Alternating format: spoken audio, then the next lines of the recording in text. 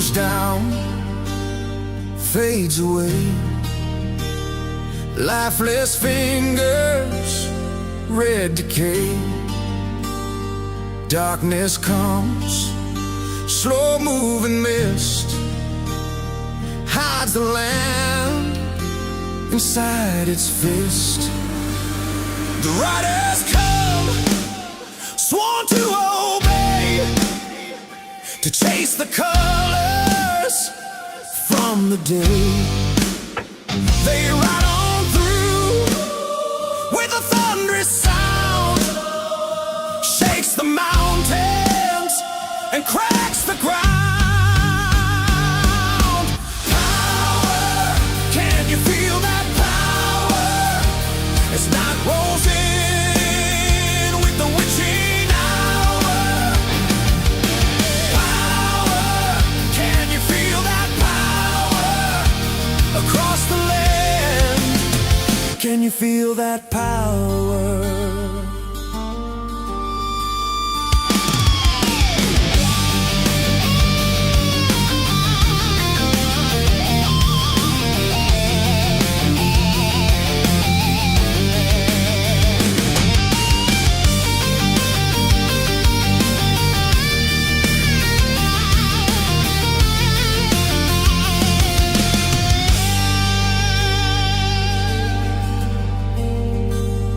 Cold steel hearts, eyes like flame, etched in dust, forgotten names, echoed vows through shattered time, bound by blood and ancient signs.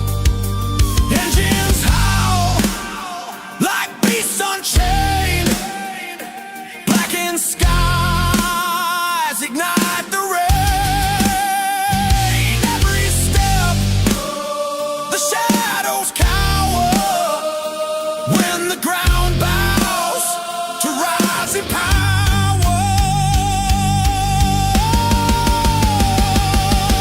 Power, can you feel that power? As night rolls in with the witching hour. Oh, power, can you feel that power across the land? Can you feel that power?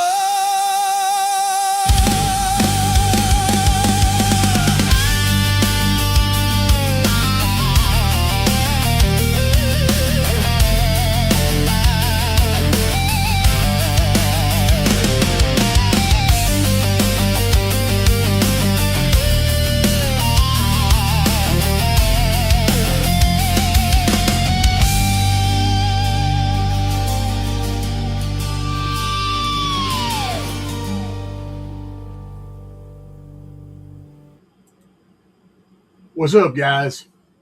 So let me turn the light up a little bit. Yeah, here we are. Now we're in the house. Let me get my mic over here closer. I'm slacking. I'm slacking today, y'all. Uh, just slacking a little bit. I'll try to get this thing where it's not making noise. Bear with me a minute. I wasn't set up right. We have company over and kind of threw off my game. Plus, my wife brought some pizza in here and gave it to me a minute ago. So I see. Hold on. I've been chowing down. I'm about done now. I don't eat a lot. It's Domino's. Uh, whole lot of bacon, a little bit of beef, and some jalapenos and some cheese and some onions, and that's good eating right there.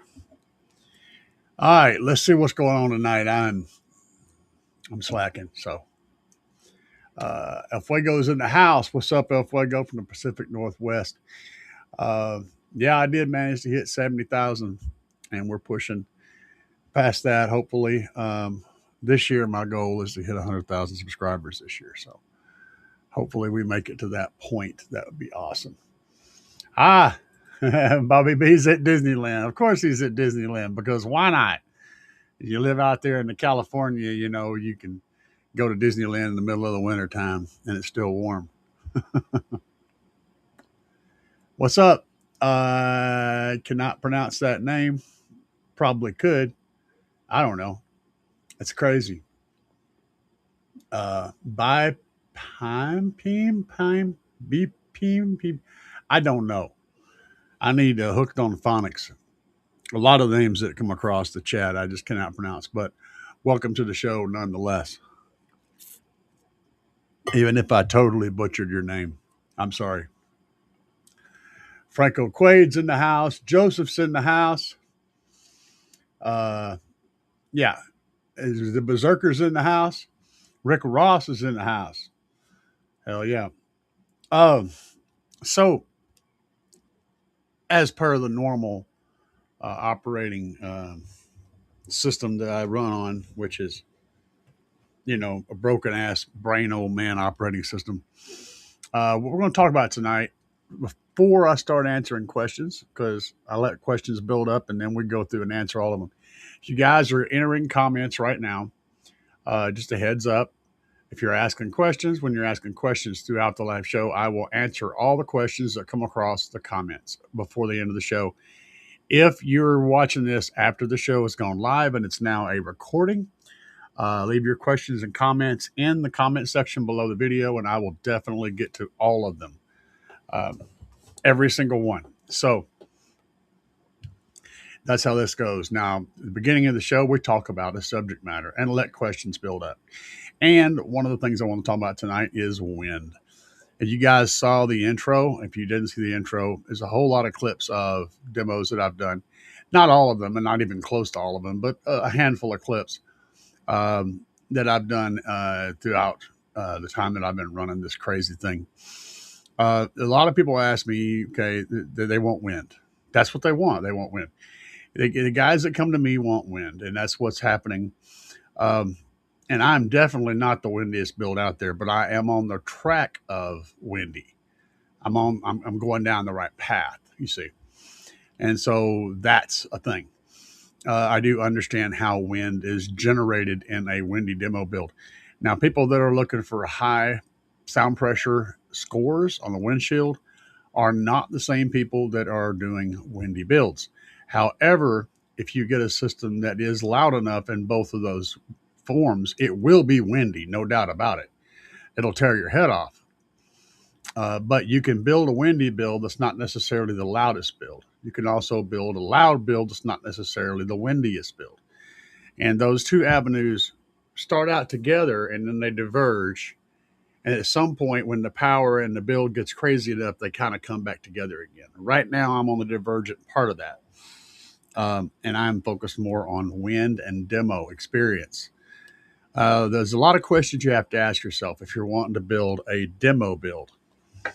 One of those questions is, what frequency range do I want to play in? Wind is generated best at low frequencies. And a lot of builds that are super, super windy that you see them on doing demos, and they're just absolutely windy as hell. They're not really that loud, at least not during that demo.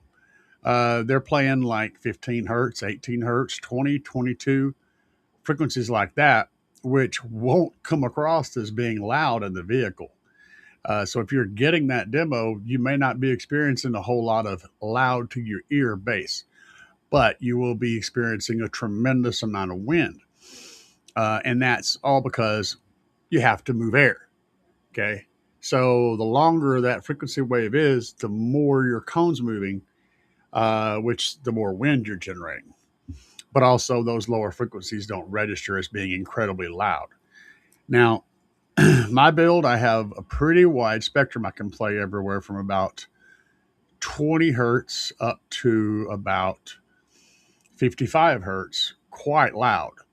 Like I only drop a couple of dB going from like 50 down to, 30s, low 30s, high 20s. And then I'll drop another couple of dB from that. That's my peak, is around 36. And then I'll drop a couple of dB going down into the 20 hertz range. So I can play a really wide spectrum at pretty good power output. So how do you get wind to happen? Well, there's a bunch of different little parts to that. One of them is, like I said, cone area. Moving that cone a lot and moving a large cone or a large amount of accumulated cone area is going to generate more movement in the air. The second part of that would be having the port velocity high. So you don't want your port velocity too high or it starts making noise, like blowing wind over the top of a bottle. Boom, boom, boom, right? Same concept, the port. So you want a port to be windy. You want it to be small enough and tight enough to where you get good wind velocity, good air velocity, but you don't want it so small that it creates noise. And that's a magic trick to get that. So you kind of start out with what you think is right, but err on the side of a little bit too big, and then you layer inside the port until you shrink it up just right. That's kind of how you sneak up on that. Or you have a really good box designer give you a design to start with and hope that that works. Now, it's easy to make a port a little bit smaller if it's a single, straight port. It's easy to shrink it, but it's really difficult to make it bigger. So that's why I said always err on the side of slightly bigger and then sneak up on the shrinking part. Um, and you want good air, good laminar airflow through your port. And do those little rounded edges and curves and corners and all that matter? Yes, 100% they matter. Does that fluted area outside your port that curves around and lets that? Yes, it matters. It all matters very much. You can get bass without any of that.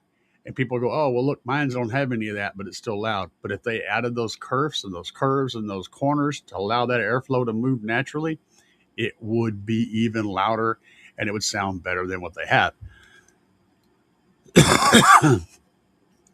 There is absolutely a reason why whenever you look at inside of a home theater speaker, something that's a reputable brand, a reputable piece of equipment, you see the ports in there, they always have curves on both ends. They're not doing that because you can't even see them. You have to dig in there and look to find that.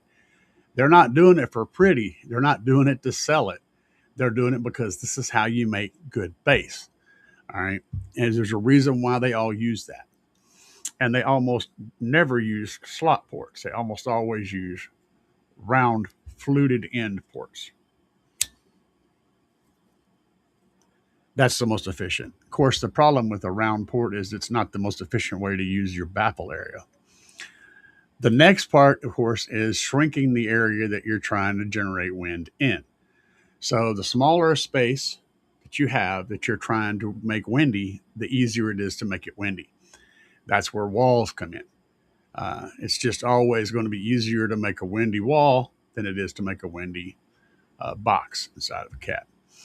And these are all different little elements that come into play. Then you go to getting into the demo territory. When it comes to demos, the power is important. So having enough power to drive that system is the first step. But beyond that, you got to have enough electrical to support that power. And that electrical has to be strong enough to continually support the amount of power that you're consuming over the course of a day. So, like some guys will have really big battery banks, and they can do strong demos, but they run out of juice. They don't have enough charging capacity to be able to maintain that. So while you can have 3,000 amp hours of CMAX, for example, and that can probably demo without even having the vehicle running for several hours. You've also got to pay the piper. At some point, you're going to have to shut down and let something charge and charge and charge and charge. It may take hours to charge those batteries back up. So those demo builds work, but there's a problem. As you can see in that math, you get a set amount of time that you can run it, and you got to have basically that much time just to put the power back in there. So you have to build a build that can sustain itself throughout a whole day. And that's what I do. When I demo at a show, I'm demoing from the time I get there till a lot of times well after the competitions are ending and people are leaving. There's still people trying to get demos. We're still out there doing it, and I can do that. Then there's heat, because you're going to be continually building up heat. Your speakers have to be able to uh, get rid of that heat. And also, your amplifiers have to be able to get rid of the heat that they create. You need something that reaches a certain point and then sustains itself. So it can keep charging up to that level. It can keep getting rid of that heat. It can keep doing everything, and everything can keep going indefinitely. That's where you're shooting for. So building in good charging for your batteries that are supporting your amplifier, building in a way to get rid of heat or using equipment that doesn't generate a lot of heat.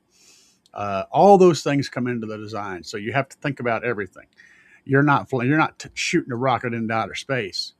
You're burning the rocket for hours and hours and hours and hours, and it's doing a quick thing on a sensor, doing a run, an SPL run. You don't have to worry about most of this stuff. You can just throw some bulk power at it. Boom, shit gets real hot, puts up a high score, then it gets to sit out there and cool off for half an hour or an hour before it has to do it again.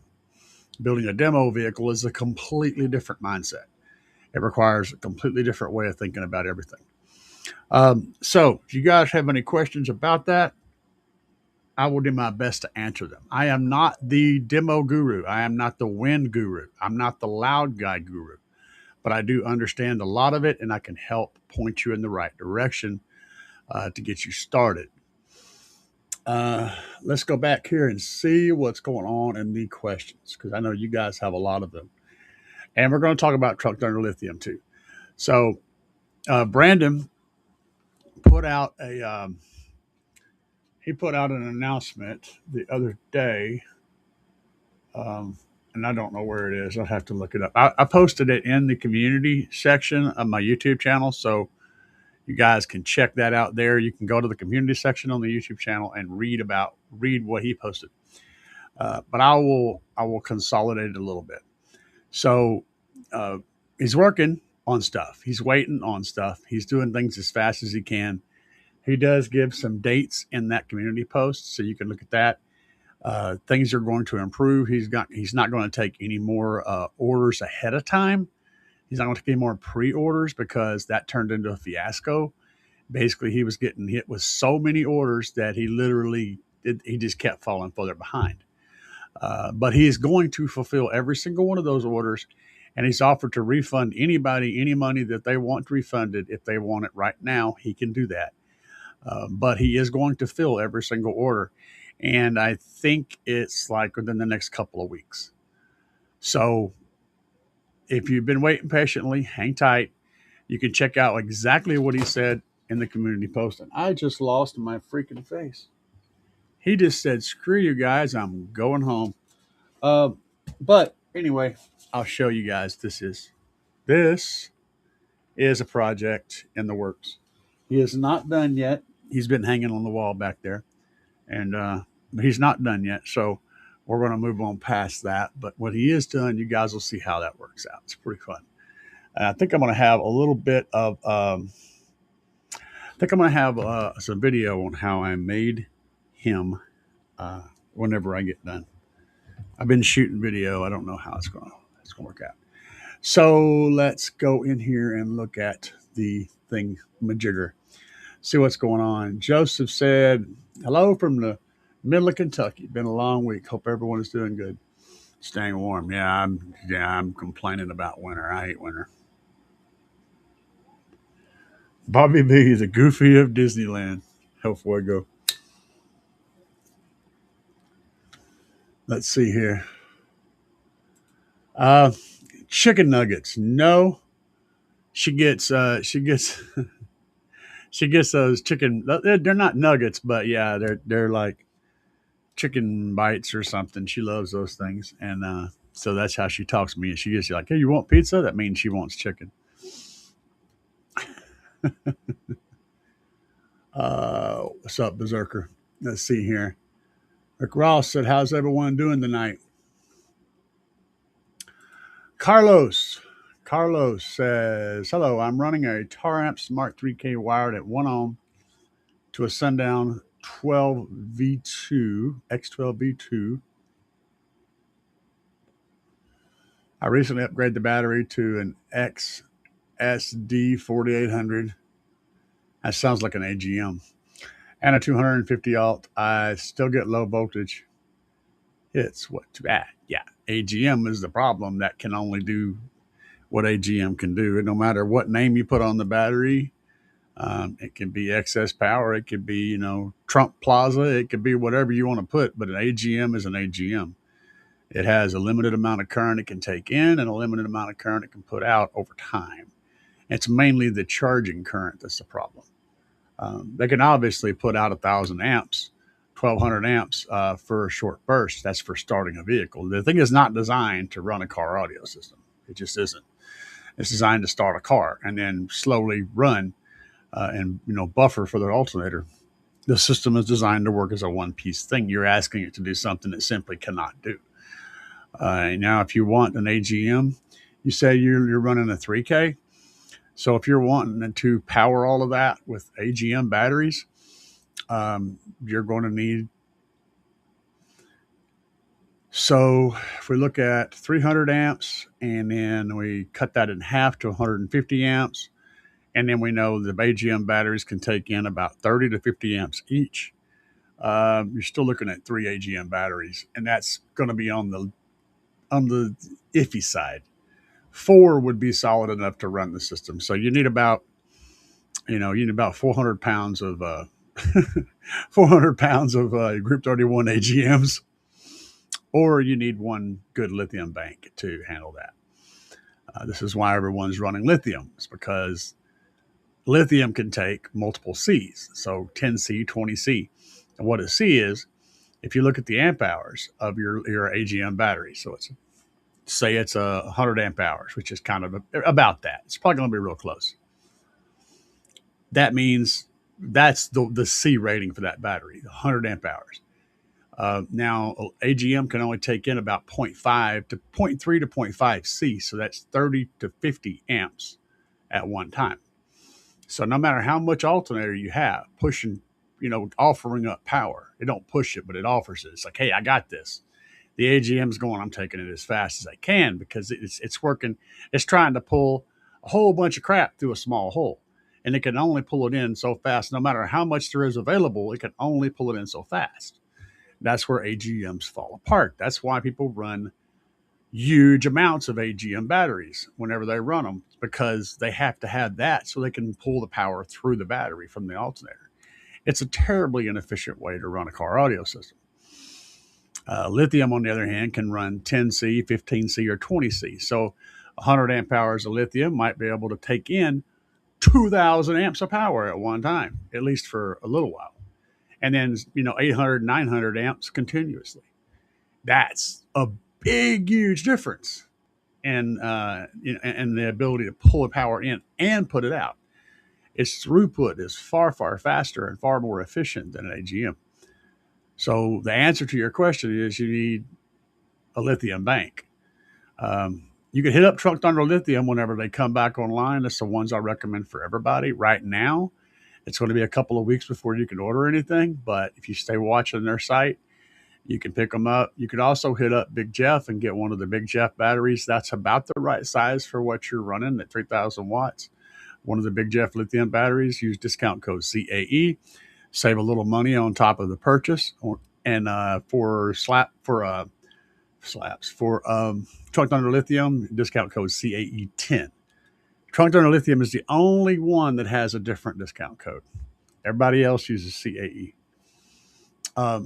But yeah, either one of those two, like the 5K from Truck Thunder Lithium, which is almost exactly two. Actually, it is 2 of the Big Jeff batteries, but it's less than the price that you'd pay for 2 Big Jeff batteries. So it's like 600 versus 500, right?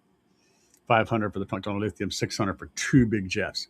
But you only really need one of the Big Jeff batteries to support your system. It's not going to take anything more than that. It's just going to support what you've got, but it will fix you up. Let's see here. T. Corley said, I don't know why tonight it didn't pop up on my phone that I was live. It didn't pop up on my phone either. Actually, it probably did. I don't know, man. I can't even find myself. White Rambo said, "What's up, everybody?" Yes, sixth order. A sixth order is always going to be windier than a fourth or a flat wall. Well, yeah, but it's not because of the orders. Really, it's because of the way a series sixth order is put together. So in a series sixth order, you have a port right behind your head, and then you've got your subs in there somewhere, and then you've got a port back at the very back. So you have two ports that are tunneling. One port that's blowing into that chamber where the subs are, and then that's all getting channeled into a port that comes out right behind your head. And that's definitely about the windiest thing that you can do, which is what I plan to do in the Tahoe. Having said that,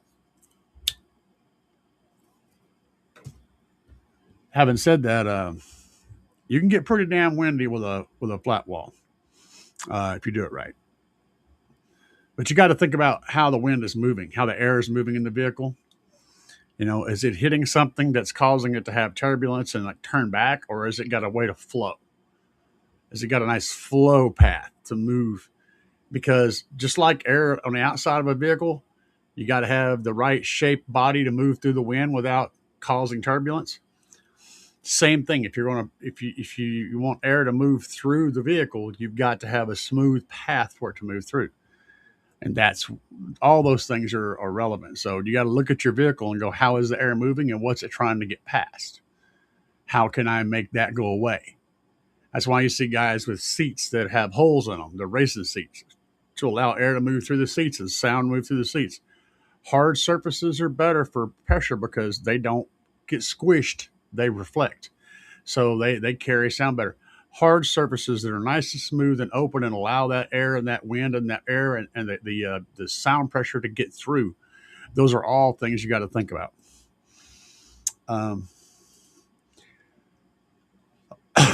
T. Corley said, I grew up on walls, huge rectangular ports on the driver's side mostly. Yep. Driver's side port specifically is for the SPL meter. You meter on the passenger side, so you want your port to be as far away from that meter as you can get it to allow the sound wave that's coming out of that port time to mature as much as it can before it hits that meter. And that's going to give you the best scores. But that's what that's for. It's just for that placement on the driver's side is strictly for the SPL meter. It doesn't have anything to do with the wind in the vehicle. For wind, you specifically want to have, you want to have the port on the passenger side, I guess, to get the passenger the maximum amount of wind flow. But for me, I like to have it in the center. And if I have my druthers, that's an old word. If I have my druthers, I'd rather have a horizontal port right behind my head, going all the way across. But that didn't really work with what I was building and the way I was building it. So I had to go with a vertical port. Let's see here. Rinco, just watched your video window repair, and it worked like butter. Hell yeah, man. And that's something that you run into with a base vehicle is you break shit. Like shit breaks. Base breaks everything. It doesn't care. And on those Silverado, Tahoe, Suburban, Escalade, Yukon vehicles, one of the things that happens is the windows will have issues occasionally.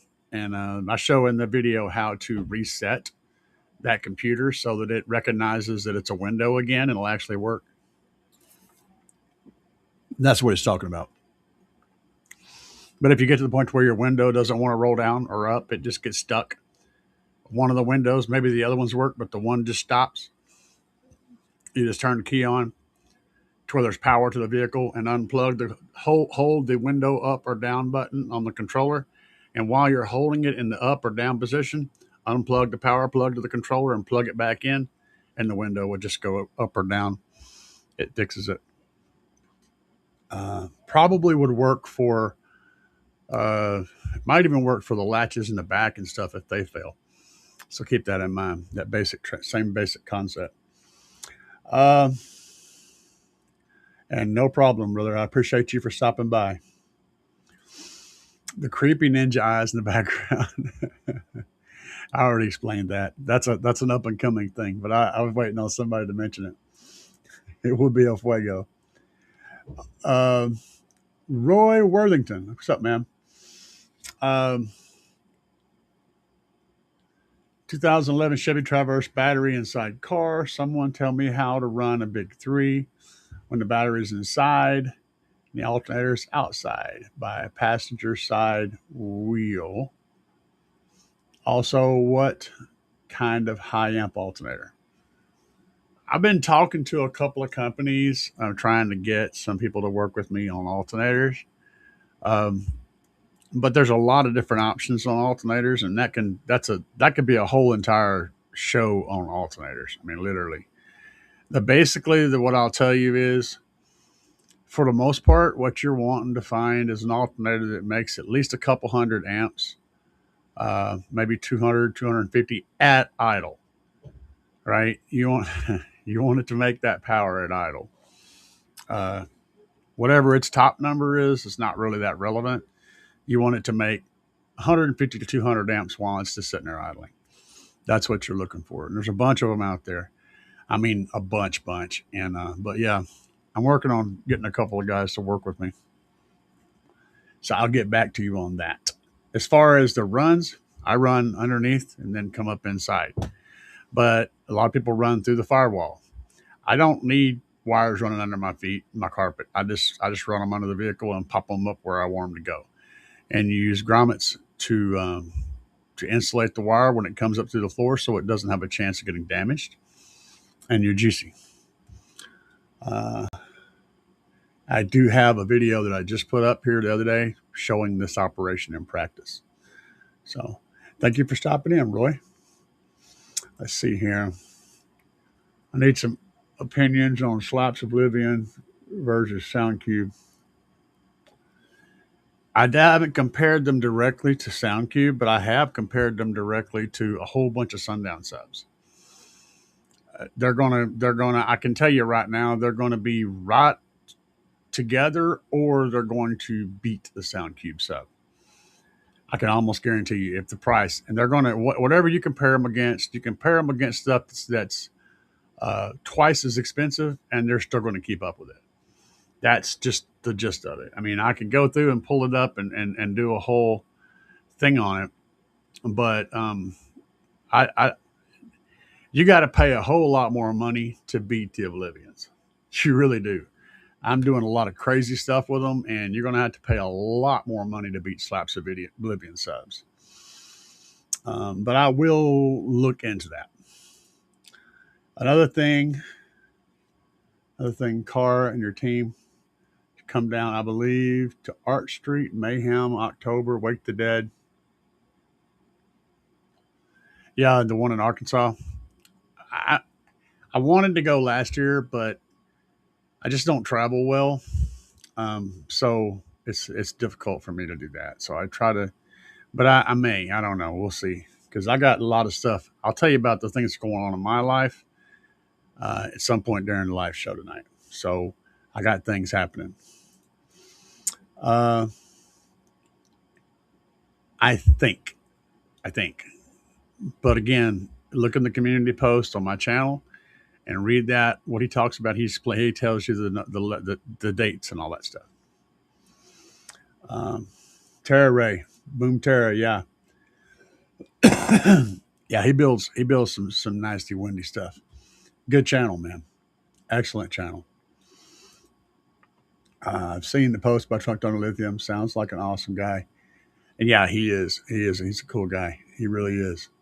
He's putting in the work. No 123 said you got me inspired to do 415 flat wall C pillar in my car. I just got a Big Boss 8K to test. The Big Boss 8K for test, waiting on an IBB. I don't know what that is. 17,000 watt amplifier, I guess. That's a lot of power on a single amplifier. It's a lot of power.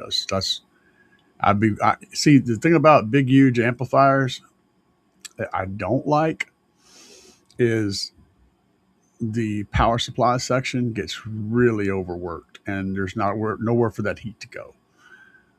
Using smaller amps stacked will actually give you more wire inputs for that power, so you have more ways for that heat to dissipate itself on the wires coming into the amplifier. The big power wires and ground wires, they act like a heat sink and let the heat out of the amplifier. Whenever you have one ginormous amplifier, now you're relying on just the power wires going in to carry that out. It's like you're asking something to do more work.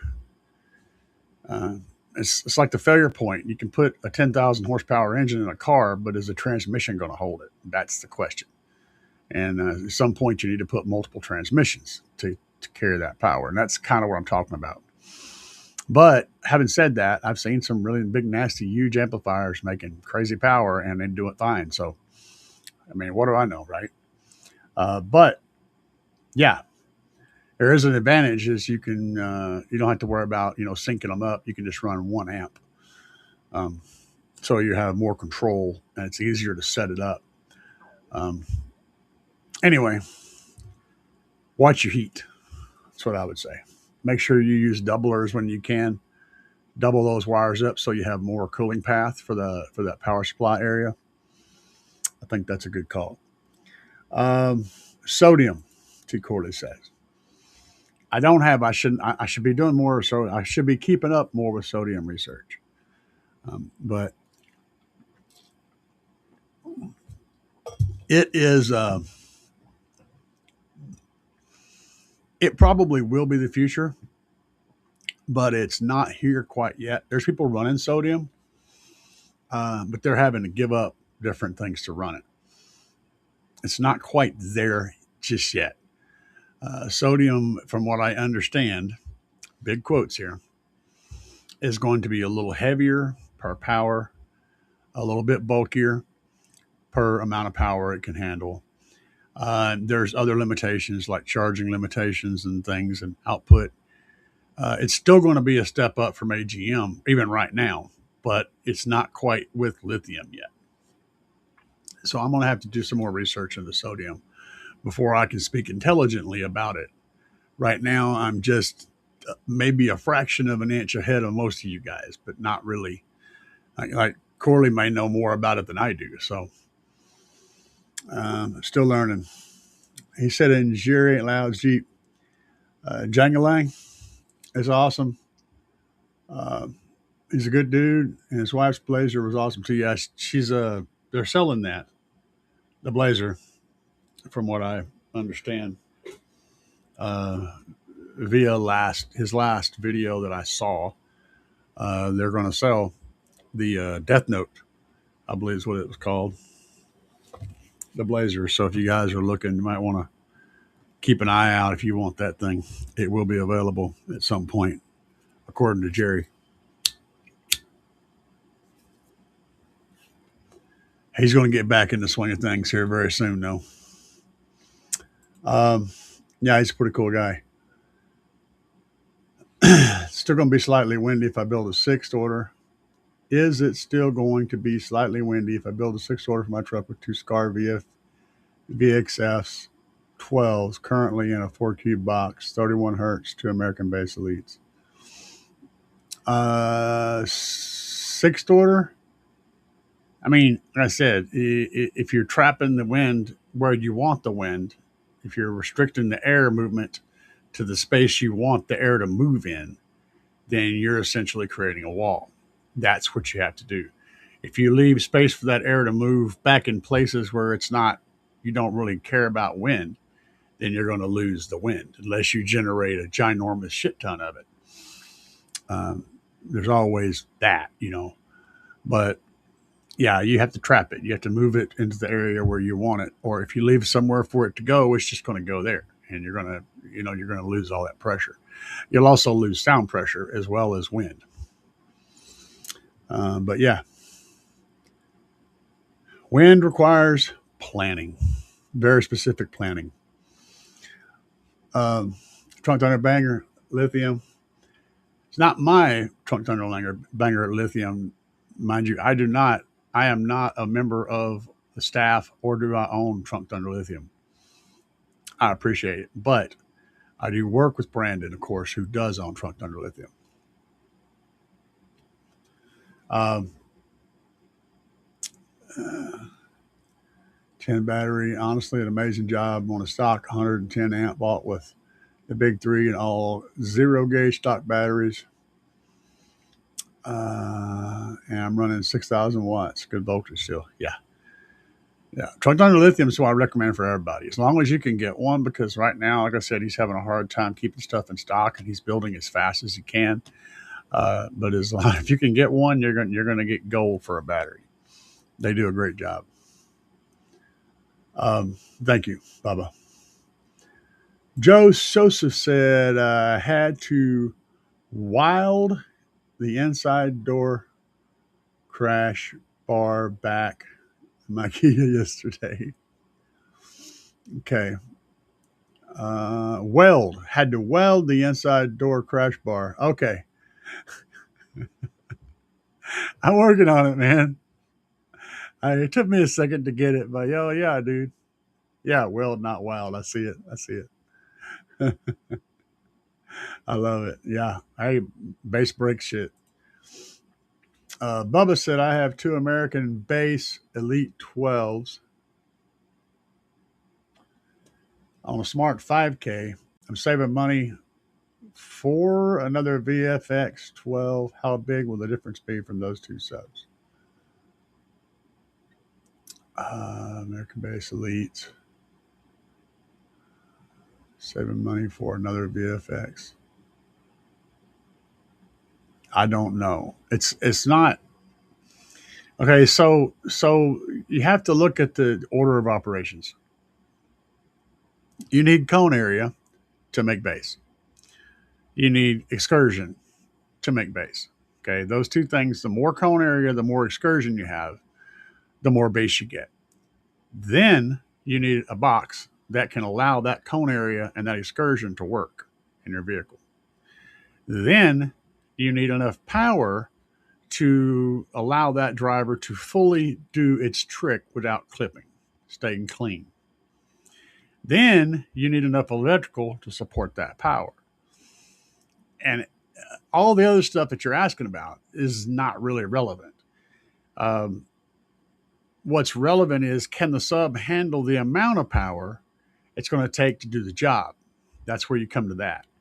So, a 500 watt sub with 500 watts on it is going to give you a set amount of movement, but it can only move so much air so quickly because it is limited on the amount of power that a whole subwoofer has, the motor force to move that air.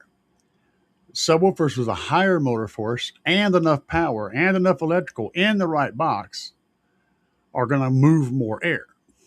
Okay. Subwoofers with all that stuff and larger cone area are going to move even more air. But it isn't about whether this sub is better than this sub. It's about, does this subwoofer do the job I'm asking of it to do? And am I giving it all the tools it needs to do that job? That's the question you have to ask. The more power you can put on a subwoofer, the more air you're going to move. But the subwoofer has to be able to handle the amount of power you're putting on it, or it's going to blow, or it's not going to be able to do its job anyway. And you got to have enough electrical to support that, and you have to have the right enclosure so the subwoofer is properly supported, but also has the room to move and do the right thing. It's all about matching all this shit up. Okay? It's matching everything up. And you have to do that. It's an ecosystem. It's not a single component. Just because you have a 10,000 watt power supply in your computer doesn't make your computer is going to be amazing. Okay, you still have to have a good graphics card. You still have to have a motherboard with a high throughput on the Northbridge. You still have to have a fast freaking drive that can send the information in quickly. You still have to have a good quality monitor that can. You have to have all the pieces. It doesn't, just one thing doesn't fix the problem. And they all have to work together to do it. That's what I'm trying to teach you guys. That's my objective on this entire channel, is to teach you guys how to put together a system. That word is used a lot, but not understood at all. A system, an entire system to do a specific job. Okay. Yeah. I don't know. I haven't compared the numbers, but I'm just trying to stop looking at brands and start looking at equipment. Pay attention to the ingredients, the spec sheet. What does it do? I don't care whose name is on it. What does it do? Who is your daddy and what does he do? It's not a tumor. Okay. Uh, Itty bitty boom. Yeah, I've been hearing a little bit about that amp. I haven't heard anything bad about it, so there's that. Uh, 40 amp hour LiPo 4. Well, look at it. I mean, what's the C rating? Do you know what the C rating is on it? If you don't know what the C rating is on it, you really don't know what you got. That's what I'm trying to point out. So it's 40 amp hours. If it has a 10C, it can take in 400 amps. If it has a 20C, it can take in 800 amps. That's two completely different scenarios. And you can only put out what you can take in, at least continuously. All right. So if it's a 10C, that's 400 amps. That means you can power a 4,000 watt system. If it's a 20C, that's 800 amps. That means you can power an 8,000 watt system. All from the same battery that says LiPo 4 and says 40 amp hours. The C rating is important. That's what I'm trying to get across. How good is the balancer? What kind of balancer does it have? Is it a Heltec? Something, an imitation Heltec? How well is it handling? How well is the thing bust on the inside? Does it have good bars on it? Can it conduct high amount of current with a little bit of voltage drop and no heat? All these things are relevant. Then when you get into the last parts of it, how well is the case constructed? Can it take abuse?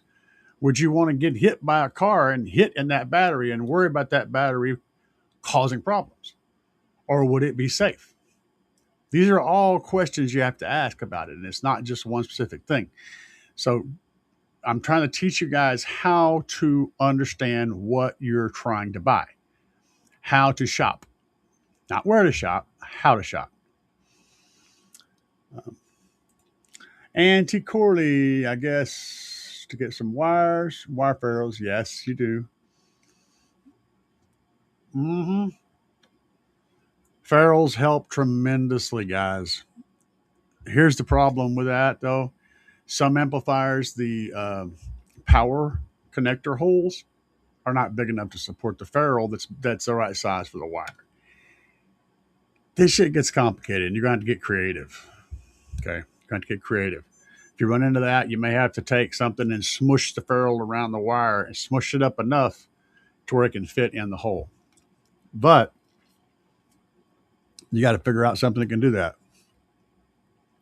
Here's a tip. Some wire crimpers can do that. I'm just going to leave that on the table. Okay. Some of the lug crimpers can do that. You got to study yourself and figure it out, man. But yeah, ferrules are a big deal. Keeps the wires bunched up together. The more you can compact them together when you're putting them in an amplifier, the better grip it has on those and the better contact it has on that, which means you're going to get more power, less heat in a spot that you really do not want heat. You don't want heat buildup right in that connection area. That's where that power supply is. You do not want heat buildup there. And that's why ferrules are really awesome for that. Corey says, I don't have my amp rack built, so it's all temporary. It's always temporary, Corey. It's always temporary. Always. The only time when it goes from being temporary, wait, you put it in, you say, this is the temporary thing I'm going to do. And that's going to stay that way until you have to change it because you have no choice. That's how long that temporary solution is going to last. It never goes away. The temporary becomes permanent until you have to change it. Yes. Seal off the wind, trap the wind in the area where you want your wind to be. However you do that, that's the trick. Fuego says those Blazers are classic base vehicles. Hmm. Yeah, absolutely. I mean, a square vehicle is easier to put square things inside of. That said, vehicles that have more of a rounded shell tend to handle pressure better. That's why the CRV and the Honda CRV is so popular because of the shape. You can if you take a flat, here's a sanding disc. You take a flat surface like this, right, and it's easy to flop around. But once you've made it a curved surface, it has a lot more rigidity to it, and it tends to deflect. Same thing on the inside and outside. Curved surfaces are going to be better for holding pressure and not flexing as much. But all these problems can be overcome with different methods, right? It's just what are you starting out with? That's kind of what I'm looking at. Back in 2006, we had a chance to buy an Astro van with a full wall 615 3/4 ton suspension. Nice. 2,500. Yep, that right there is it, man. That'd be a good setup. Joe Daddy, yeah, I guess he's probably hiding somewhere in the grass. Travis, what's up, man? Amazon Basic Sound Deadener from a daily driver. I use it. I use it a lot. I recommend it a lot. I use it in other builds that I help on. I recommend it to people. Amazon Basic Sound Deadener is a great buy. It's a great buy. Let's see here. Let me see if I can get that to pop up. Um, is that Cornut says, yep, exactly. He agrees with me. It's a good deal. What's up, Franco Quaid? I still cannot stop. Every time I see your name, I think about the Arnold Schwarzenegger movie, Quaid. He's Quaid. What's it called? You know what I'm called. They're going to Mars. I always think of that movie every time I see your name. Um, it's not a tumor. Can't think of the name of the movie anyway. Somebody will put it in chat, inevitably. Probably 15 people. Thoughts on spray deadener and actual sheets of mill? Spray deadener, it can work. I mean, all you're doing is adding mass to a panel. I mean, look, guys, deadener is not magic. Making a panel not vibrate at frequencies you don't want it to vibrate at is as simple as gluing something to it. You can glue a piece of lead onto it and get a similar effect. You can attach anything to it. If you look in cars, they use chunks of plastic that are glued to the panels for that reason. You don't want the panel to resonate at the frequencies that it's going to resonate at. So whatever, you want to get the resonant frequency low enough that it's lower than the note you're going to try to make it resonate at. And however you do that works. So spray deadener will absolutely work. Bed liner would work. 1,000 coats of paint would work. Covering it with putting a glue and a quilt to it would work. I mean, it doesn't matter how you do it. There's a lot of companies out there that make an easy way to do this, but you could do it in any way you want. You don't have to go and buy their stuff. You can use roofing materials. There's a lot of stuff. You can use that kind of stuff. And people say, well, I know it smells like tar. No, you just spent way more money on your stuff, and so you want a reason to talk shit about somebody else. That's what it is. It all smells like tar because it all basically is. All right. But nobody gives a shit. I know you went and spent $1,000 on, 10 sheets of this extremely awesome stuff. Now you're pissed off because somebody else got a similar product for $20 and you feel like you have to justify your purchase. I get it, but I don't give a shit. I don't care. For the right thing, yes, spray stuff works really good. You could also use spray bed liner and do the same thing. But yeah, it works. I know that it works.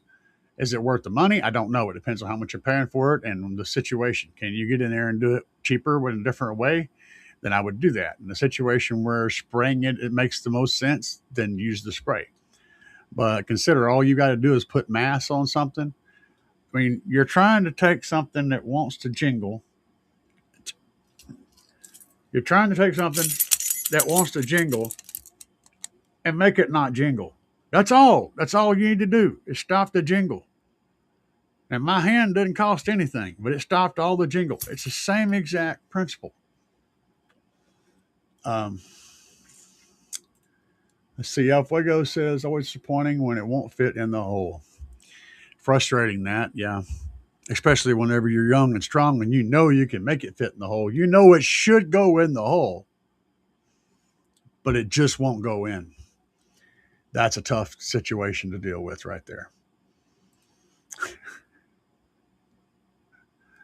Oh, you're talking about the spray stuff? Yeah, it could work. A lot of people are using that 6 pound foam indoors, but you got to take the doors apart, take them off the vehicle, lay them down like this so that they're flat. And then you carefully pour that foam in and make sure it don't get involved in any of the mechanical bits of the window mechanism or anything. But you can layer it in and pour it in to make a nice hard shell on that outer part, outer skin of the door. Big pain in the ass taking your doors off your vehicle to work on them. But the results are pretty nasty from what I'm seeing. So something to think about.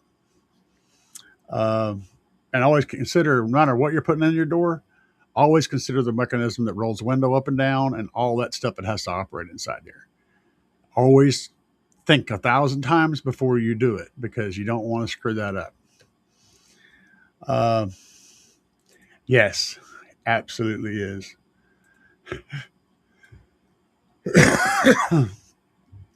There's a place that has cheapish wire crimper. Uh-huh. Oh, the hammer crimper. Hammer crimper actually is a reasonably good crimper. I actually like a hammer crimper as long as you got somewhere to use it. It isn't always practical. Like trying to crimp up under your hood, that's a difficult place to use a hammer crimper.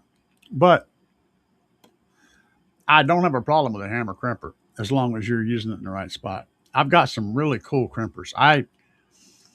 Aside from like the big, $3,000 hydraulic bench crimpers that you see these big guys use, I don't have that. But I have quite the collection of really good crimpers. I don't have a hammer crimper, but I do have a crimper that puts the same style of crimp on. It's just handle powered instead of hammer powered. So yeah, I don't have a problem with that. There's a place I know has a cheapish wire crimper. I think you put the wire, I use a hammer to hit it. That's not really ideal for those. That's not the kind of crimper that you need to do the ferrules.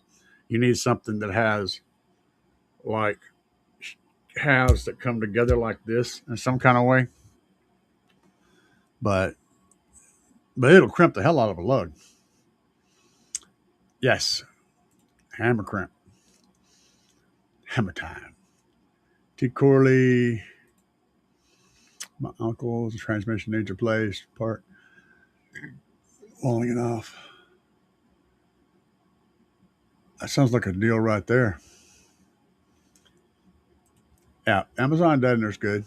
Good stuff. Total Recall. Thank you, Base Villa. I could totally not recall that. So has anybody figured out whether or not he was dreaming or whether he was in real life when he did that?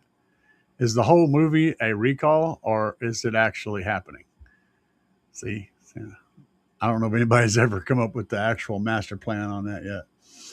Has anyone tried out the expensive Resonix? It's going to work about like everything else does. So what Deadener does, I've already discussed the bulk of it, which is it stops the thing from frequency that you don't want. The way it does that is the other thing. That's where these high-end stuff is going to make a difference. So what they're doing is taking that energy that you're putting into that panel and turning it into heat. Now, this is why sometimes when you deaden a car, you actually lower the SPL. Okay. This is all scientific, and I'm going to do my best to dumb it down which is where I normally think of things, and I'm going to keep it there for you guys. But whenever you're sending that sonic energy, that sound pressure, that pressure wave into that material and it's wanting to vibrate, you're stopping it. Now, the way you're stopping it is by turning that energy into heat. So that sound deadener will actually get warm. Okay. And that causes the panel to not flex anymore, but it also turns that energy that you were getting springy over here, the springy energy, turns it into heat and holds the panel still. That heat that's in there is the power that you lost by doing that. It's power that you gave up because sometimes those panels will vibrate at a frequency that helps your system. Yeah. And so that's why sound deadening doesn't always make your shit louder. Sometimes it makes it quieter, but it also makes it sound way better. So you're giving up that sound. It was sound. You were turning it into sound by vibrating the panel, right? And you're turning it, instead of turning it into sound, you're turning it into heat.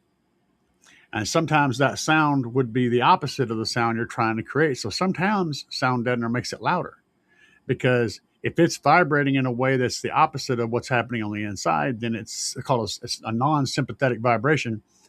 You're actually losing pressure. But if it happens to get vibrating like a passive radiator where it's working together with the pressure on the inside, now it's a sympathetic vibration. And that's going to generate more pressure because it's working like a passive radiator on the outside of your car, on the inside and outside. So sometimes the panel will give you more bass, and sometimes it'll take bass away. But the deadener will always stop both and turn them both into heat. Let's see here.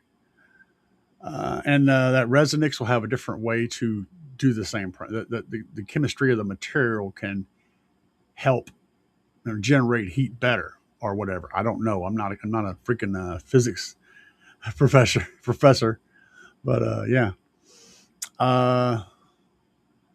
Let's see here, loud and clear.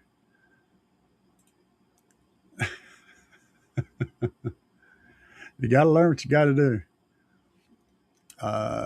Foam door trick. Yeah, it's a pain in the ass, but it works really well. What's El Fuego talking about? I think that would sound amazing. The trunk reminds me of the old Jeeps and Squirt Body. Yep, I think so too, man. Franco Quaid. CAE be using the hammer crisper on the kitchen counter. Hell yeah, man. We don't even have one of those. You're talking about the meat tenderizer? We don't even have a meat tenderizer. I could totally use my one of my wire cutters as a meat tenderizer, which would be cool. Car audio themed steak, man. I'm not taking my doors off to pour.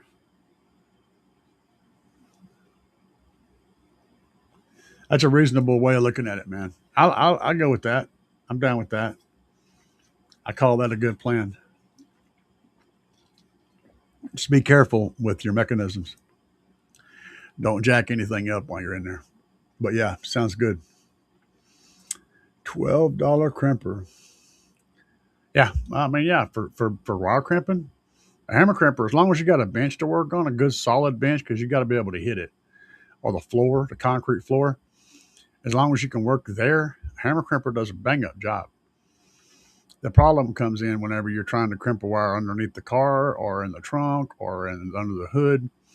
That's where the hammer crimper becomes more of a problem.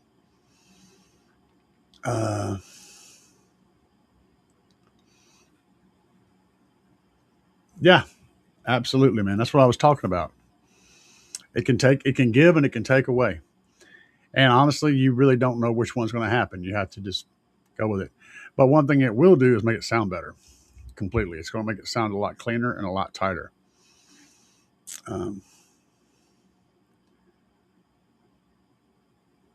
I haven't got deep into thermodynamics, man. Like heat exchangers and all that stuff. But it's a real thing. Understanding there's a I have a philosophy. Well, not really a philosophy. It's more like this is just how my brain works. I figure out one thing, and then I'll figure out this thing, and then I'll figure out this thing, get this thing, and I'll have these different pieces of information that I've figured out. And one day, magic happens, and two of them connect together. And whenever I realize that, oh my God, this and this connected, everything makes sense now. And those are magical moments when that happens, when I connect two things together. And thermodynamics is absolutely tied into car audio, as well as hydrodynamics. Um, if you understand any of those things, you can quickly make the jump into car audio, parts of it anyway, because they share so many things in common. And the idea you should all have is to create a better general understanding of all of this stuff so that whenever you see a new thing come up, you can figure out where it fits in real quick and how it can help and hurt and what advantages and disadvantages it's going to bring to the party. But you have to have a general understanding of a whole lot of different things for that to happen. And I don't want anybody walking away going, I need to go buy slaps because it's slaps. I want people to walk away going, hey man, slaps makes the right sub to do this job at a very inexpensive price. That's what I need to get. That's the different mentality, right? And I want everyone to think along the lines of how to do it right, not just how to go buy a certain brand, because a brand can jack you, can totally fool you. Be loyal to your thoughts, not loyal to a brand. I want to test deadening panels before doing everything. I do want to do the doors for sure, but roof, etc. I want to see the numbers. Problem is when you start doing stuff, it's gonna be irreversible, man. I'm gonna tell you right now, you're gonna lose a little bit here and there. You may gain a little bit here and there. You may lose a dB overall. You may gain a dB overall, but you're going to love the sound much, much more if you have a good sound treated vehicle. And to me, that's more important than that meter score ultimately. Trucker Jerry says, running man. No, wrong movie. I saw that up there. Close. It was Total Recall. Yo, Gillian, Sub Zero. Now, just plain zero. Spectrum Second Skin has some liquid deadener. Yep, yeah, they do. Yep, ain't cheap. Uh, yep. And does it work? Yeah, Total Recall. Does it work? Yeah, it does. It does work. But I don't say just throw that at the wall unless money is something you have a lot of and time is something you don't have a lot of. Then sure, always lean the budget towards the areas that you have more of that in that budget. For me, I have lots of time. I don't have a lot of ability. Physically, I'm limited. I don't have a lot of money, but I have time. So I would take the more time invested route and save money and save physicality. Okay. So with physicality, spraying it would be easier, right? Okay. So that's a nice one that fits into my physicality budget, but it doesn't fit into my money budget. So everybody's got different budgets they have to work with. Some people have lots of money and no time. Some have lots of time and no money. Usually those two are opposite to each other. Unless you happen to be rich, then you have both. And that's the case, just, do whatever. But you got to figure out what your budget is and work the solution that fits in your budget. And not just money, but again, time, experience, skill level, all those things are budgets. You have to understand all of your budgets and find the solution that fits into all of your budgets. It's not going to be the same thing for everybody.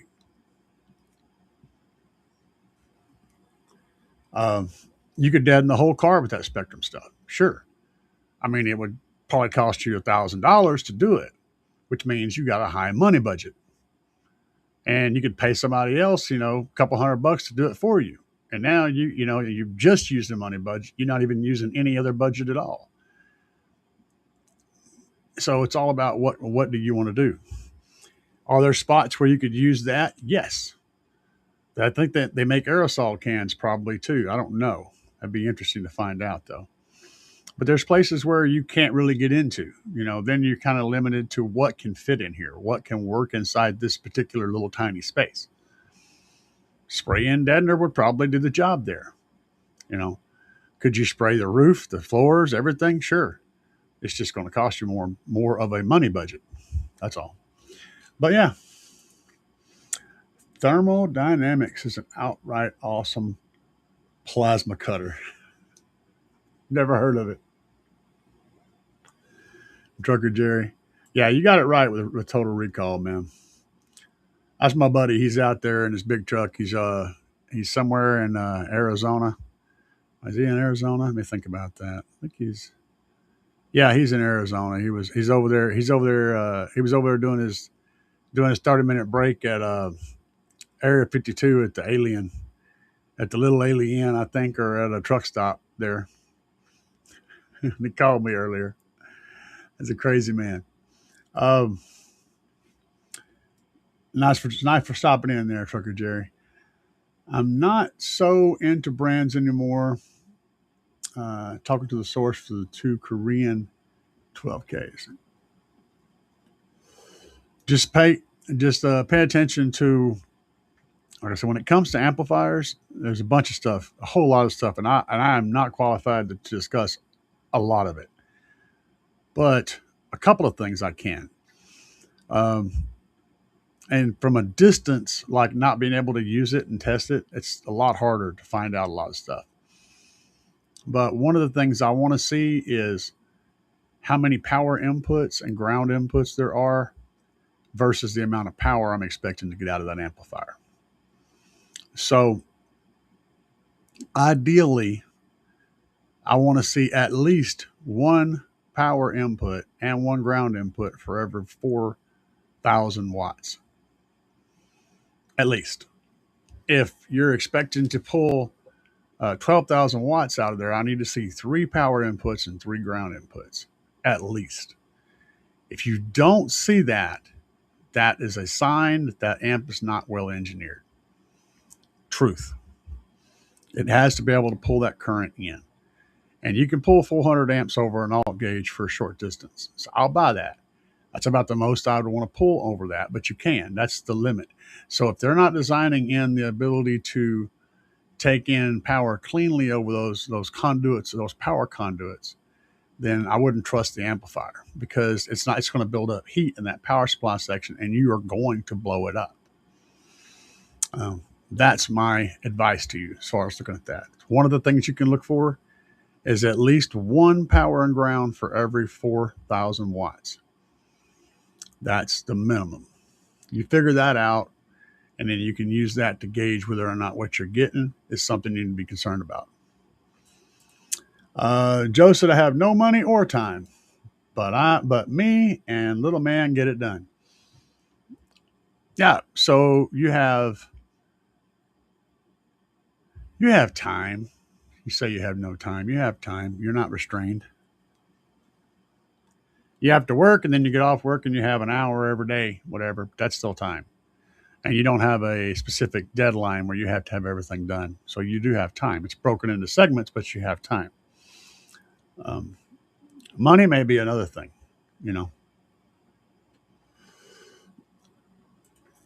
So Pastime Playlist says, what are your thoughts on passive radiators? I'm thinking about adding one to my single cab daily pickup. Passive radiators are great if you have a very limited amount of space, because you basically don't have to make room for a port inside the box. The passive radiator becomes a port.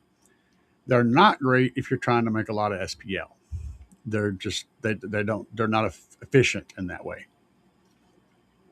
For a daily though, if you just want more low end extension and more bass in a daily, absolutely. Good call.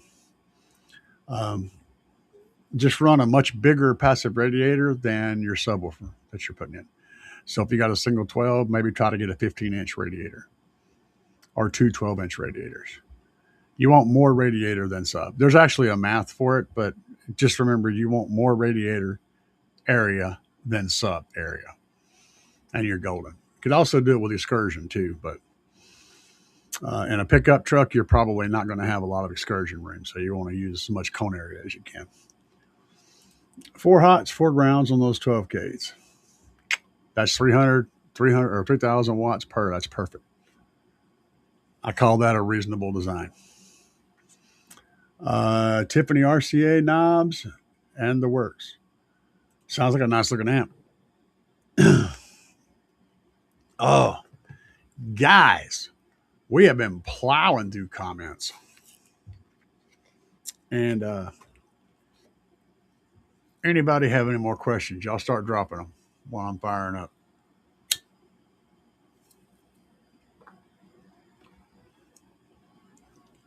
Opinions on, okay. Two Corley said opinions on 510s versus 612s, 415s, or 418s. 418s. If you got the baffle room, 418s 100%. Not even a question. I'll immediately answer that question. 418s is going to destroy the rest of that lineup. And you'll be way happier with 418s. 418s allows you to run 1, 2, or 4 amps. I mean, you could technically run 8, but if you can't power 418s off 4 amps, there's some serious problems going on. So you can switch that thing up. You'll have to you run 4 dual 2s. Let me think about that. 4, 2, and 1. Yeah, 4 dual 2s. So you can run 4 dual 2s on 1 amp, which is what I'm running. And you could also switch that up and run 4 amplifiers on 1 on each sub. So you have 2 options in a 4 configuration. You can either run all 4 on 1 sub, or you can run 4 amps, 1 per sub. And or you could run dual 4s, and then you could run 2 amps, 1 on 2 subs, 1 on the other 2 subs, and get 1 ohm. So that's an option, depending on what you're trying to do. So pay attention to what you're ordering and what your future plans may be. Me personally, what I think you should do would be going with the dual 2s and running a single amp on them. And then whenever you decide you want more power, get 3 more amps. Because that's going to give you the ability to get as big as you want to go, or to get 4 amps, because I know you, and you're going to go bigger. Plan ahead. Think about what you're going to do in the future if you change things up, and plan that into your purchase to begin with. What are you throwing at me? Oh, he's throwing at me. He's talking about the Korean amps. Cool. The battery I was talking about, the 40 amp hour LiPo 4 rated at 50C. There you go. That's important. Learn your equipment. Know what your C rating is. I was told it uses Trunk Thunder lithium bus bars, and it's the same as the 2 Banger 5K version 3s. So that'd be a Banger 10. That'd be a 10K. Because the Banger 10K is the same as 2 5Ks. So it would be a 10K. If they're using the bus bars, they may have just broke the battery down literally and put it in a different case. Just saying, it's very possible that's what happened. Don't know. 40 amp hours at 50C. I never heard of anything being rated at 50C, man. 20C is about as high as I ever see. So depending on where you got that information, you might want to look into it. I mean, I could be wrong. Don't get me wrong. Whatever you do, don't take my word as the gospel.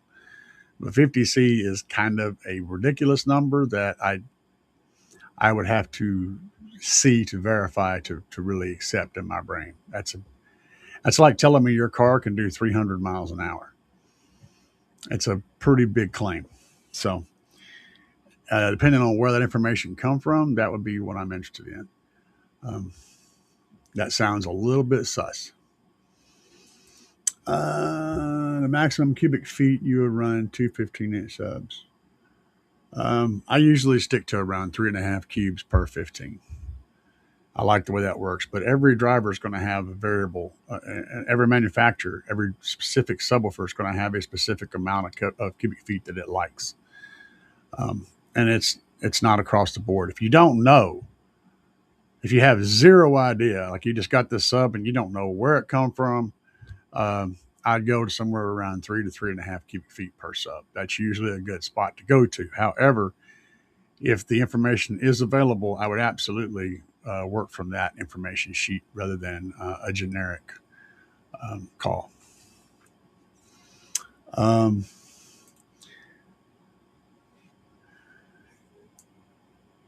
I don't know how to pronounce your name, but he says I have 4 Slaps 18 SmackDown version 1s paired to a Team Pie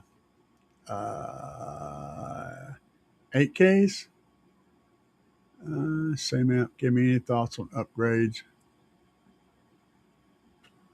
57. Are you paired to 2 8Ks or 1?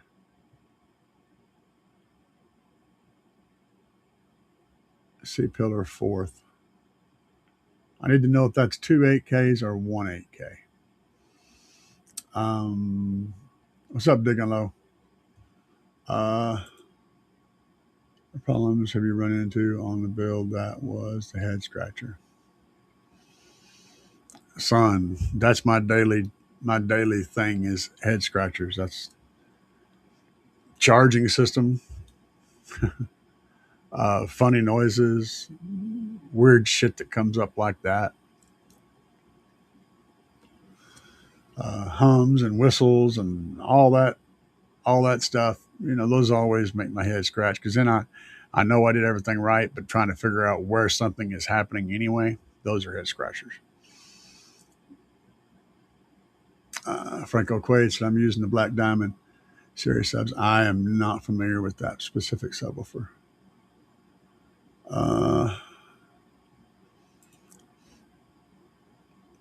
Sure.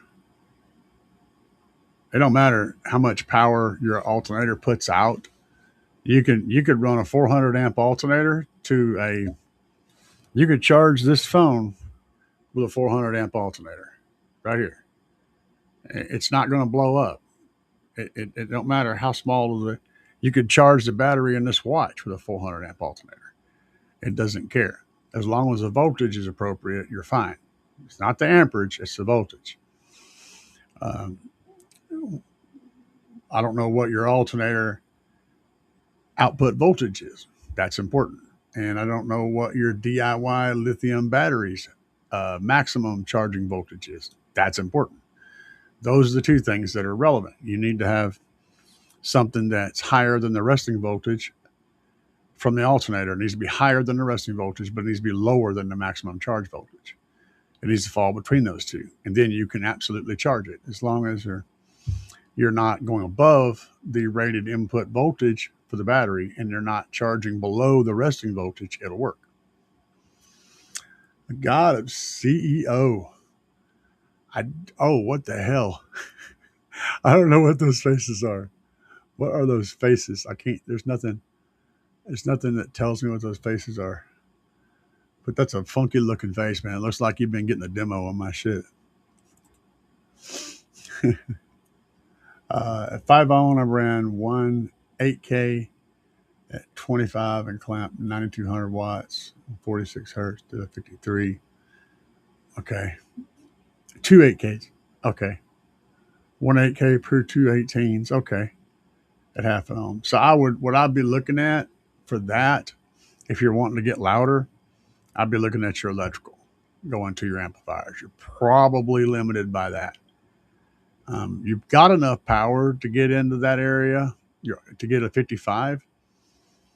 Is that what you were shooting for? 57. you're on the limit of what I can tell you how to get to. Um, is you're running a. Let me go back and look here. You're running on a C pillar 418s. Don't did you say a fourth? Yeah, a fourth. Um, I don't know if your fourth is well planned or not, well designed, if it's designed appropriately for what you're trying to do. Your tuning frequencies, all those things are going to be variables. And you go to getting up into the high 50s, mid to high 50s, you start stepping into territory where you either have to pick one lane or the other. It gets more and more difficult to play a broad band of music and still make high pressure. I can hit a 57, but I'm running a B pillar, not a C pillar, which means I have less cabin to pressurize. Um, so, and I'm running two 8Ks. We're running a very similar setup. I'm running the Oblivions instead of the Smackdowns. Yeah, you may need more power. Either maybe your amps aren't keeping up, or your electrical isn't keeping up with your amps. I think the power is what's getting you. It could also be a lot of other stuff too, like how well your wall is sealed up and what panels are flexing in your vehicle and all this kind of stuff. But that would be the stuff I would automatically jump to. On Nevada, he says. Sorry about that. Yeah, I know I'm a dumbass. Uh, Trucker Jerry, DIY audio guy. I am not DIY audio guy. He's way better at math than I am. Way better at math. He also has better woodworking skills. Two 8Ks, one 8K. Yeah, you missed my comment above. No, I saw it. I saw the sickly faces. Hold on. Did I miss something else? If it was way back. If I missed something else, I just went through. Uh, it must have been way back. Two 8Ks. Yeah. The importance of fuses. Fuseless. I wish you fire.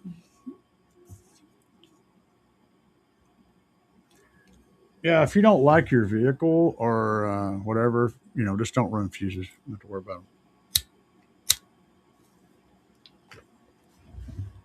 All right, but let's dive in a little bit. That's relevant. We'll dive into that. So anywhere you have a battery, okay, this is real easy to figure this out. Anywhere there's a battery, the power wire that's coming off that battery needs to have a fuse very, very quickly. If you could fuse it literally at the battery, that would be best. And there's stuff people are fusing it between maybe 16 to 18 inches. No, no, no, no, no, no. That's irrelevant. That's just some bullshit number that somebody decided was important. What's important is that any wire running between the battery and that first fuse is unfused. Anything that's running between there is not protected. So the closer you can get that fuse to the battery, the better. Any wire that's not fused, that's running between that battery and that fuse, it needs to be secure. It needs to be locked down and secure so that it can't touch anything metal, even if it comes apart. Um, that's the rule for that. If you've got a battery in the front and a battery in the back, you need to have a fuse at that front battery and a fuse at the back battery. Any power wire leaving any battery needs to have a fuse. And then if it goes from here to here and there's another battery, that one needs a fuse too. You don't want any of those wires that runs from any distances connected to a battery to not have a fuse. That's how you fuse. And you fuse for the wire. So if you've got a wire that can handle 400 amps, you fuse 400 amps. I don't care if you're only pulling 20 amps out of your amplifier. It doesn't matter. You fuse for the wire. If you need more power to flow than 400 amps, you need more wires. You're fusing the wire, not the amplifier, but the wire. How much power can that wire safely conduct before it starts to have problems? Then you put a fuse on that wire. It doesn't matter what the amplifier is. A lot of guys will tell you you have to fuse at the amplifier too. For the amplifier. You can do that. I don't know if it makes any difference or not. The amplifier and me, if the thing is getting enough power to blow a fuse at the amplifier, odds are the amplifier is already blown. But I'll speak on that. You fuse at the battery for the amount of power the wire can handle, and then if you want to follow that science, you fuse at the amplifier for the amount of power the amplifier is going to theoretically pull. So just take the wattage and divide it and knock one number off of it. So if you're pulling 1,000 watts, it's 100 amps. Okay, fuse it at 100 amps there, and then that protects your equipment. I do not do this, but a lot of people swear by it, so I will mention it. I fuse at the battery. T. Corley, Jerry said, there.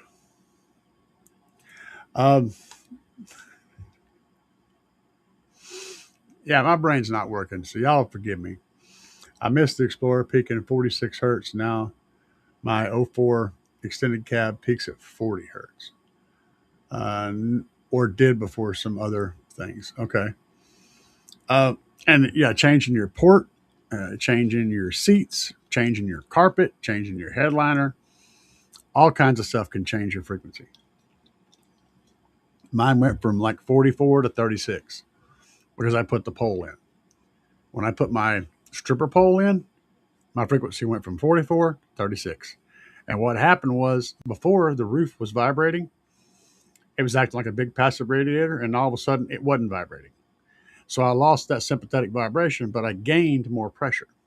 And so my whole tuning changed.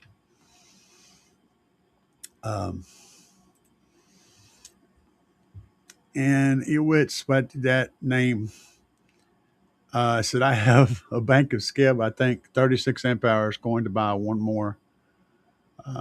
Fourth is 2 to 1.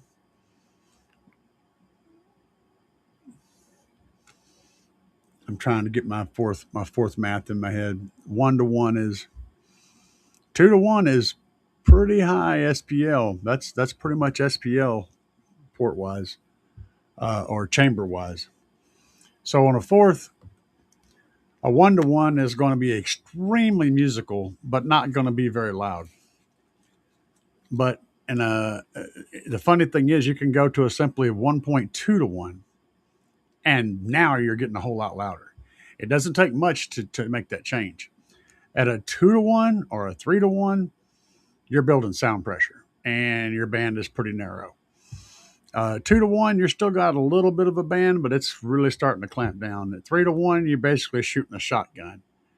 At 4 to 1 and higher, it's a rifle, meaning that you've got one little tiny frequency range you can play at, and it's going to hit like a truck at that frequency, but it's not going to play anything else.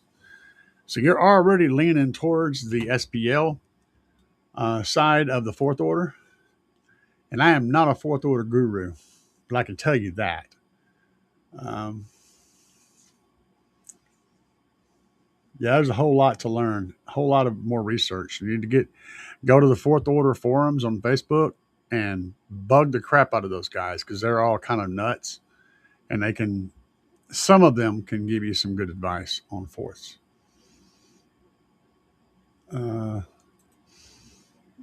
Corley, same box, different power and different vehicle. I missed my Explorer. Yeah. Okay. Yeah, it's totally different. Yeah, absolutely. I need to send my OG amp to get it fixed.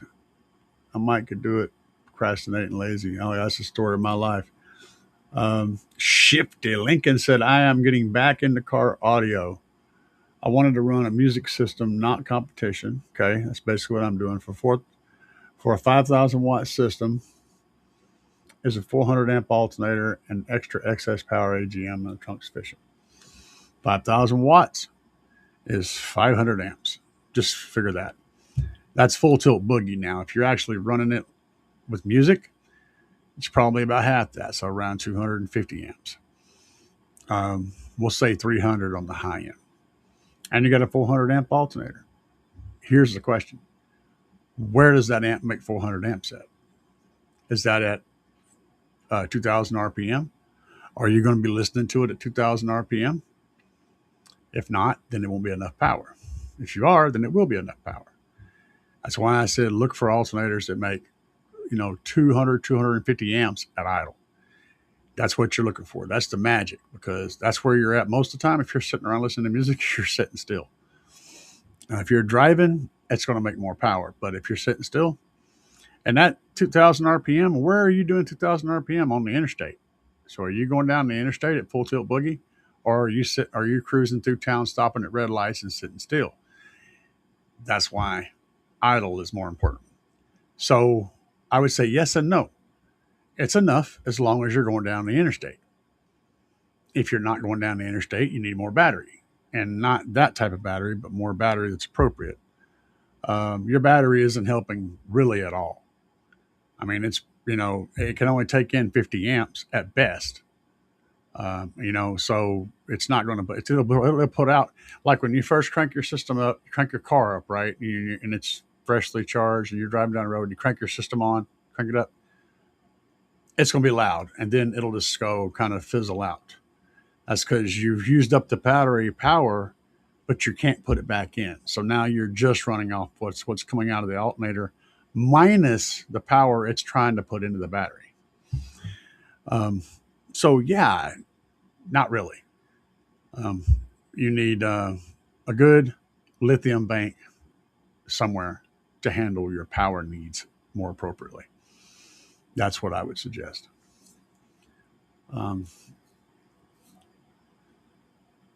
So no, I wouldn't put a excess power AGM in the trunk. I would put a Trunk Thunder Lithium 5K in the trunk. That's what I would put in there. Um, you could also run 2 of the Big Jeff lithium batteries in the trunk. You need the throughput. That AGM isn't going to give it to you. In order for you to use AGM and do it, you're going to need to use like 5-ish AGM batteries to support that. Maybe 6. 6. 5 would I'd say 5 to 6 AGM batteries would do it. It's kind of sad, man. Uh, but yeah, I would. Hang on a second. Let me. Where are my? Where are my brain? Where are my brain? So right now, things are a little difficult to get because stuff. But as soon as they come back in stock, let me get that switched over. There we go. As soon as they come back in stock, so that's the Banger 10K. That's the 10K version 3. That's a nasty, nasty battery. But go over to the Banger series, and this little guy right here is what you want for your 4K. So right now I'm talking to this fellow. 5,000 watts. That would handle that no problem. This little guy right here, when it comes back in stock. If you can't get this guy, or you want it before it comes back in stock, head over to Big Jeff and use my discount code, save money. We always like saving money. Use my discount code CAE at Big Jeff and pick up the Big Jeff lithium battery, and you're probably going to need 2 of them. Their claim to support 6,000 watts. I don't believe that. I know that they can safely, solidly support 3,000 watts. I would suggest getting 2 of them, and you'll be happy with that. You're going to pay more than you are for this little the 5K though, which is actually about the same. Actually, this 5K and 2 of those are exactly the same internally, with minus the bus bars. There's better bus bars, but they'll work. This is ideal right here. If you can wait, this is what you want to do. Whenever these things come back into stock, use discount code CAE10 and save money on that. But this is what you want for your lithium needs. This is what's going to actually give you the power that you're looking for and the support that you're looking for.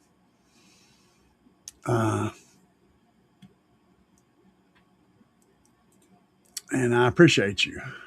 You got a subscriber in me. Dude, I do the best I can to understand what I can and to be able to communicate that to other people.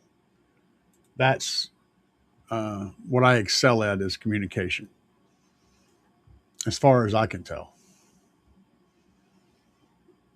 Uh, yeah, I like me some slaps, man. I've been very, very, very impressed with them.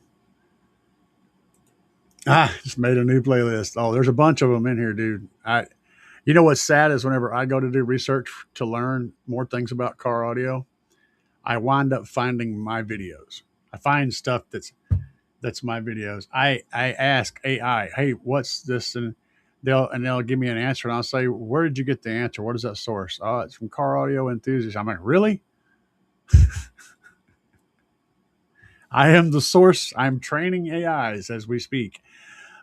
So yeah, I've hit a point to where it's hard for me to learn anything new because so much of the crap out there that I could learn from is my own stuff. So um, it's a trip.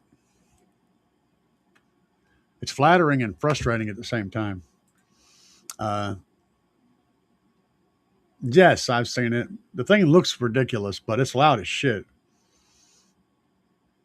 Um, I've seen it though. Yes, that's loud.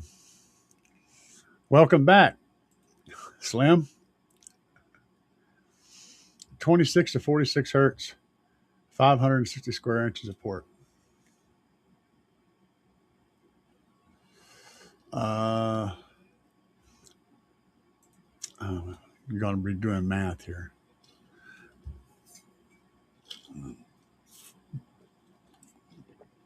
That's your fourth order. Now I'm remembering what I'm talking about. Uh, yeah, it's a good range.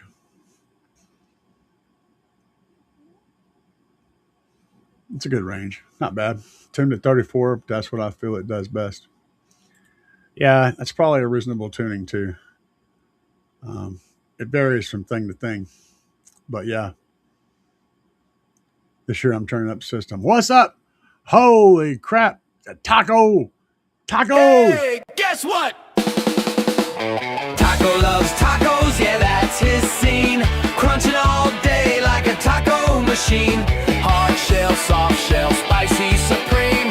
Always eating tacos, favorite cuisine. Taco, taco, taco, taco, taco. Crunchy, crunchy. Red taco machine. Touch.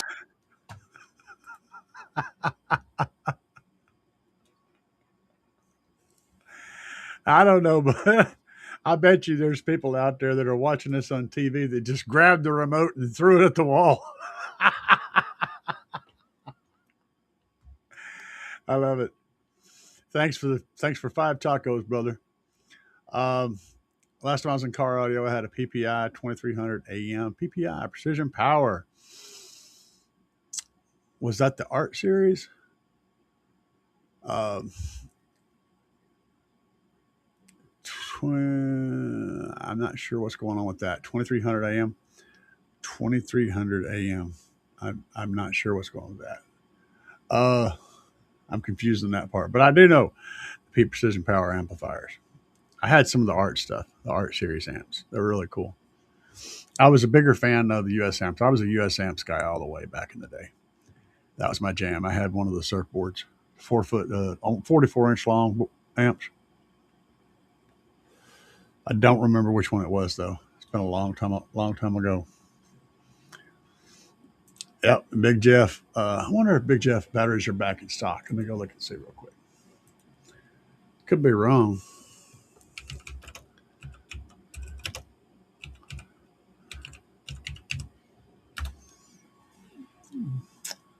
Uh, there we go. Well, that's on eBay. So there are some available on eBay. Let me see if there's any in the shop.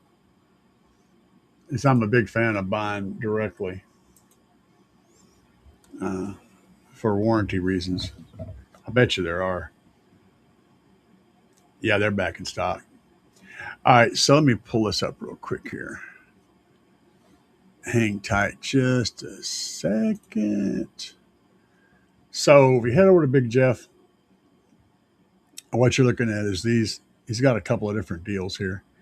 So you can get two. You get one for $349. You can get two for $679.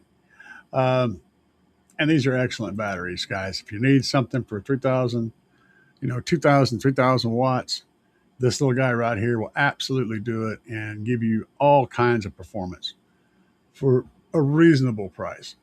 $349. Nice, safe, well built battery. And of course, you can get a deal on buying two of them and save a little bit of extra money. If you buy two of them, you can support. It says 6,000 watts each, but realistically, in my opinion, maybe 7 or 8,000 watts off of two of them. That'd be what I'd push it to, but I would say around 6,000. Two of these is going to give you rock solid support for 6,000 watts. So if you're looking for lithium, this is one way of doing it. If you go over here to Big Jeff, use discount code CAE to save money at the cart. It's very easy to use. Excellent choice for batteries. Any idea how long Truck Thunder Banger Series back in stock? He's talking about it. If you go over to the YouTube channel that you're currently watching, you go to the community area, you can see where I posted Brandon's post for you guys to be able to read. He talks about details on dates and things. I could throw out some numbers, but I'd probably be wrong. So that's why I put it there. Hang on a second here. Let me just do this. Let me find this. You guys chill. Stop getting excited. Don't get excited. Calm yourself. Calm. Enhance your calm, John Spartan. Where is this at? The community section. I always have trouble finding this. I think it's here. Okay, here we go. Read more. All right, guys. Here we go. Hang on. Let me switch back to this. So here's the post. From Brandon at Trunk Thunder Lithium. More labels are being printed today. Pretty much all labels. As it stands, I'm behind, and this has caused stress and anxiety I did not want to deal with. This is my fault completely for doing back orders. There are serious lessons to be learned in all of this. Trying to build 50 banger series in a timeline that I thought was manageable turned into a shit show. Last week, I had to drill out bus bars yet again. A supplier sent me to be able to salvage what I ordered. In other words, they sent him the wrong thing. He had to actually machine them to make them work. 2 days down the drain dealing with supplier bullcrap. As it stands, I'm a week behind. I'm sorry, guys. I really am. I have no issue giving refunds. Never will have an issue with that. If anyone is asking my customers to give me, if anyone is asking all my customers, if anything, I'm asking all my customers to give me one more week to get all this handled. I absolutely will have no customer waiting like this moving forward. No more back orders. I appreciate the business and support tremendously, but it eats me alive and messes with my sleep knowing that I owe all these batteries out and I'm on a timeline. People are tired of waiting. I don't blame anyone for getting impatient at this point, but all I'm asking is for understanding at this point. Again, I take full responsibility for how I got into this scenario to begin with. Absolutely 0 orders will be dragged over to the next shipment. If you ordered, whether it's by late October, November, or in December, all orders will be handled by next week and out the door. No excuses. No nothing. It will be done and over, and I can get back to normal business. Next shipment will land on January the 30th, and I won't offer stock until all of those are built and at least half of the order is built. I'm ahead and not dragging people onto a wait time. I'm so sorry for those who may have to wait until the end to place an order, but my mental health and sanity, I cannot let myself get eaten alive with this many orders backed up. I really hope everyone understands. Again, never trying to make excuses. I take full accountability for how I let myself get into this situation. Again, I'm sincerely sorry for anyone involved, anyone inconvenienced, not trying to make excuses. In any way, I'm one man. I always try to build with safety and quality, never speed running the build process. If you didn't get cracking in your email, message me and I'll shoot it over. Um, so what he's basically saying is that he'll have them all out within a week. That's already ordered, and January the 30th, they'll go back to where you'll be able to order batteries, or approximately then. He's not going to let orders be placed until he has half of the stock he's got built and ready to go. And he's trying to prevent this from happening before. What happened was he was getting overwhelmed with orders, and he ran out of stock, and he was taking orders on stock he didn't have yet, and that's where the chaos started happening. He turned he lost his mind. So there's the answer to the question on Trunk Thunder Lithium. Um, and if you guys do want to order Trunk Thunder Lithium, this is the guy you're ordering from. He takes accountability for what he does. He takes it very seriously, and he's a wonderful person to deal with. He builds quality products. Use discount code CAE10, and you save money off your order. And he'll appreciate it. I appreciate it. Everybody appreciates it. Let's see here. Looking up alts. The six stock. Yeah, there's a lot of alts, man. It's like the numbers are crazy. I could start trying to go through them, but God, man, it's just so many. I want a lithium battery under my hood, 2003. No, you do not want a lithium battery under your hood. You do not want a lithium battery under your hood. You want a lithium battery inside the cab. They sell one that can go under the hood, supposedly. I do not put lithium under the hood. I do not suggest anybody put lithium underneath their hood in their engine bay. It doesn't belong there. Can't figure out what would fit. Yeah, well, there you go. I answered the question for you. Not the way you expected me to answer it, but that's the thing.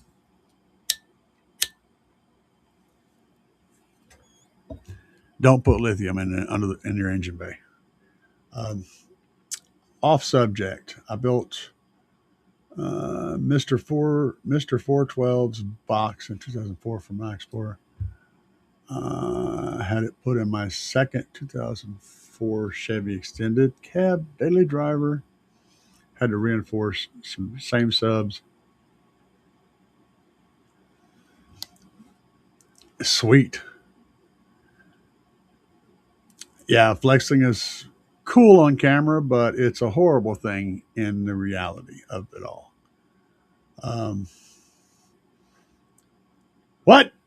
More tacos? Hey, guess what? Taco loves tacos, yeah, that's his scene. Crunching all day like a taco machine. Hard shell, soft shell, spicy, supreme.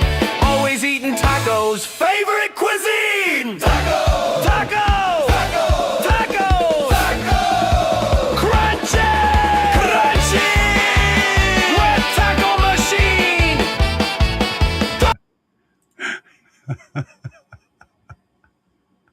That still makes me laugh, man. Thank you. Thanks for the two tacos, brother.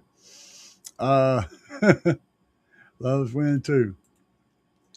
Stellar said, your videos pop up quite a bit for any of my questions. Yeah, like I said, it happens to me. I know it is what it is. I'm on a budget. I'm a budget-ish guy. I'm assuming that's money, of course. And I definitely think slaps will be my next amps for sure. Yeah, I mean, look, I can't tell you if anything else out there can beat a slaps amp. Okay, I can't tell you that because I don't know. There's so many different possibilities. There's clones out there. I mean, slaps is the clones of other amps. But what I can tell you is what I've done to these amplifiers and what they have given me back. So looking at the 8K for 369, this is a real 8,000 watt amplifier for $369.99. If you use my discount code, you save money even on top of that, discount code CAE. I have beat these things like they owed me money so many times, so long, so hard. I've demanded way more of them than they ever promised to give me. And they have been 100% faithful and solid and reliable. They've done their job 100%. And you see the power rating right here? Well, it doesn't show you the 3 ohm rating. It says they make, what is this? Hold on. It says they make 4,600 watts at 2 ohms and 2,600 watts at 4 ohms. I can tell you for sure that they make over 5,000 watts at 3 ohms. So I can tell you that because I've seen that on my meter whenever I was playing them. So to me, that answers all the questions. They are a solid amplifier, and they are priced right. And the little bass knob that comes with them works fantastically well. I can't use it because I'm running 2 of them. I have to run a separate bass knob, and I hate that because these little knobs were super clean and super crisp, and they worked really well. I really wish I could run those, but I can't. Excellent package, guys. I mean, where are you going to find a good 8,000 watt amp for less than $370? Something that can take abuse and beatings. And then they got the SDC series. There's several of those. I haven't used any of these yet, but I do know that they make far more than their rated power. So just a heads up on that. According to Alan, this 5K will absolutely capable of making right at 8,000 watts. So its potential is there too. One of my favorite amps of all time is this guy. The Little Slaps Mini 160.4 micro amp. That's what's behind me on the wall right back here. And that's what plays all my music in my office. You can literally see it over my shoulder. For $109, a 4-channel, 160 watts by 4 clean amp. Sounds amazingly good. Tiny little sucker. Very small footprint. It's a great amplifier. Again, I have beat the brakes off of all of my Slaps gear. I have yet to have one single piece of my Slaps gear fail, and I abuse the shit out of my gear. I beat it hard. It's not getting an easy life. It's having mortal hell keeping up with me. So I cannot recommend them enough. 2300M. Okay. I caught up to you. Stellar said, seems like he always has them in stock. Oh, you're talking about Big Jeff? Yeah. Well, they were out of stock for several weeks. So you might want to order them now while they're in stock if you're looking for batteries, or hold out and pick up some from Thunder Lithium after the end of the month whenever he puts those back up. It's not too far. It's only a couple weeks away.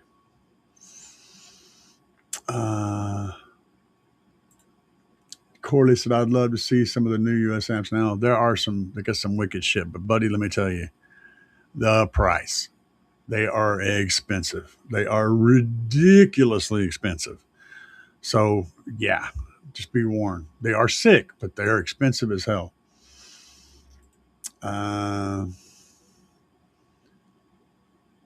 Yeah. Same. I feel the same way. Can the lithium be? It's a better buy, and I think that it's a better constructed battery. But I can't complain about what I've seen from Big Jeff's batteries. They've been doing the job, and the people that have gotten them have all been very pleased with them. So I'm not going to say anything bad about them. But I can't see what's inside. That's the thing. I can't see what's inside. I don't know. I can't speak on what's inside. I know they work, but I can't speak on the construction. Can lithium be ran in conjunction with factory AGM batteries under the hood? It can be run in conjunction with your factory AGM batteries, but not under the hood. I just wanted to clarify that, make sure that I'm sure that's not what you were saying, but the only thing is if you're daily driving it, yes. But if you're going to let it sit for any length of time, you want to put an isolator on it. Um, and do I have that handy? No, I do not have that handy. But I go to battery hookup and pick up a 500 amp relay there, and I use that to isolate um, my AGM battery under my hood away from my lithium. So when I turn, I've got the AGM battery under the hood. I have it on the isolator. So when you turn the engine off, it disconnects from the rest of the system. The rest of the system is floating on the lithium. That battery only comes into play whenever I had the key on, and that's how I have it set. Um, I could totally delete that battery and run off of just the lithium, and that's a big deal too. You can do that, but in my situation, the way my life works, my vehicle might sit out there for a month without being moved, and I like the option of having two separate batteries. So if by somehow the AGM ran down, as soon as it turned the key on, it comes back into charging. It's going to pull back up and it's going to start the vehicle. If my lithium, if that was what I was working with, if it ran down for some reason over the course of a month, the AGM, when as soon as it comes in the circuit, it's going to start the vehicle. So the vehicle's going to start. You have to run both of them down, and since they're not connected when the vehicle's off at all, it's pretty much impossible to run them both down at the same time. That's just the way my life is because I my vehicle sits for a very long time, a lot of times between starts. So I need that configured the way I have it done. Uh, Update. Wait for him. That it's a good company, man. Brandon's good people, and they do their thing. So I can't complain about them. Yeah, you could do a delete. I could have done a delete. I could do a delete. I technically did do a delete. Uh, the only thing is that my AGM sneaks back in when I turn the key on. Uh, Absolutely. You got that shit right. You dropped the tacos. Tacos, man. And my kitten's name is Taco. So, yes, I do have Taco Cat. And Taco Cat is spelled the same way, forward and backwards. Flexing always looked goofy to me. It's the equivalent of those cars that backfire. Yeah, yeah, it kind of is. Yeah, I get it. But, when it comes to conveying something on YouTube, visual is important. Um, and that's why a lot of people do it. They aim it because you can't really hear how loud something is, but you can see the roof jumping up and down. So it's kind of interesting to watch. Same basic concept.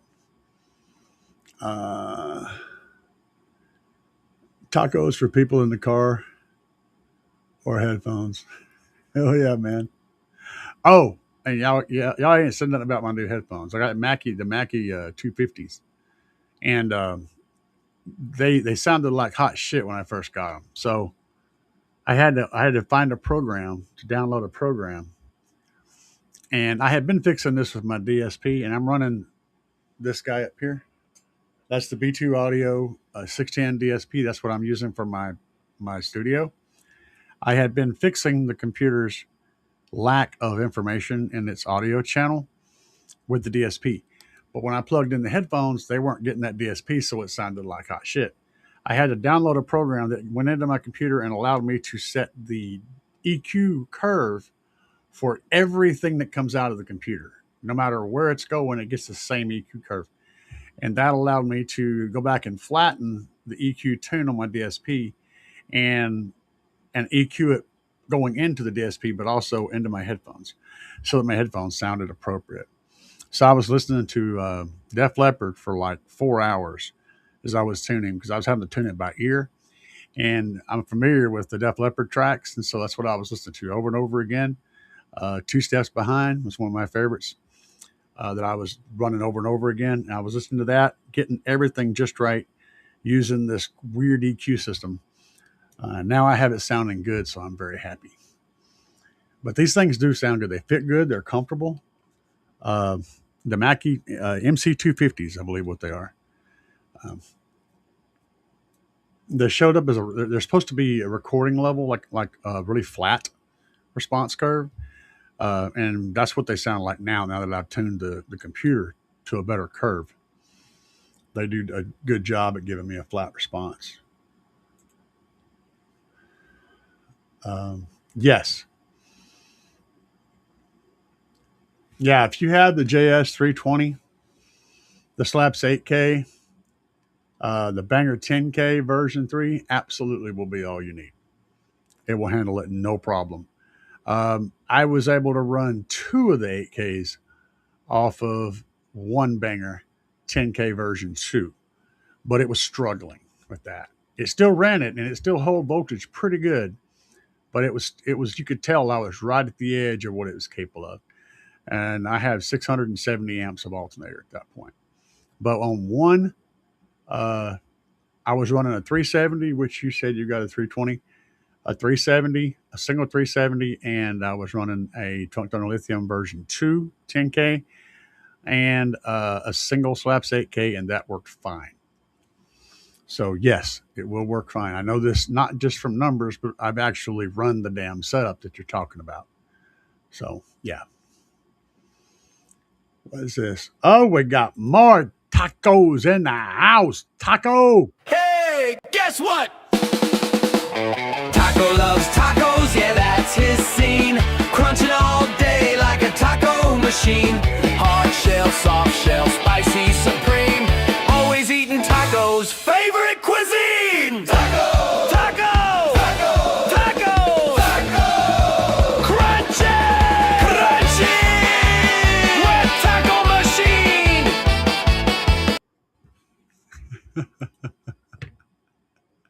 Every time. It makes me laugh every single time. Uh, Thank you, Shifty, for the subscription, man. You're very much welcome. Thanks for the fiber. Tacos.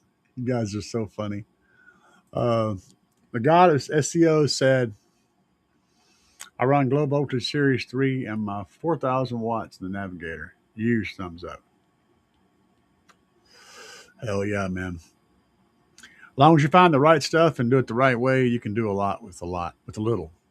But one of the things I'll tell you is if you want to reduce your money budget, if you want to reduce the amount of money you spend, if you want to reduce the amount of time you spend, if you want to reduce the amount of work you put into it, but still get the same thing, expand your knowledge budget. The more knowledge you have, the less of the other things you have to use to get to the same destination. Learning is the important thing, and not storing information, right? Like storing files. This is this a number, and this number is that number, and all this. That's not what I'm talking about. Don't store information. You're not a filing cabinet. What I'm telling you is to learn how to learn how to understand.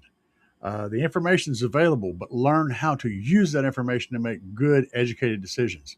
That's going to reduce the amount of time, the amount of money, and the amount of effort you have to put into everything. The smarter you are, the easier and the cheaper everything gets. Uh, Absolutely. Learn something new every day. Taco cat spelled forwards and backwards. Yeah. Taco cat. That's my little buddy. He's a psychopath, though, let me tell you. Uh, Franco Quaid says, you learn something new every day. Glow batteries are all out of stock, too. Yeah, that's how that works, man. You know, I'm a Trump fan, but understand that tariffs cause a shit show when it comes to importing anything. They are causing all sorts of mayhem with the docks. Literally.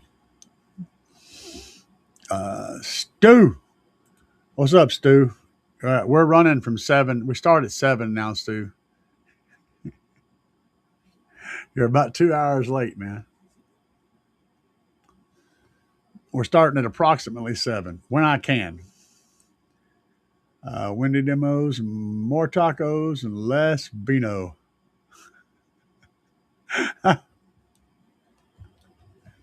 Oh, man.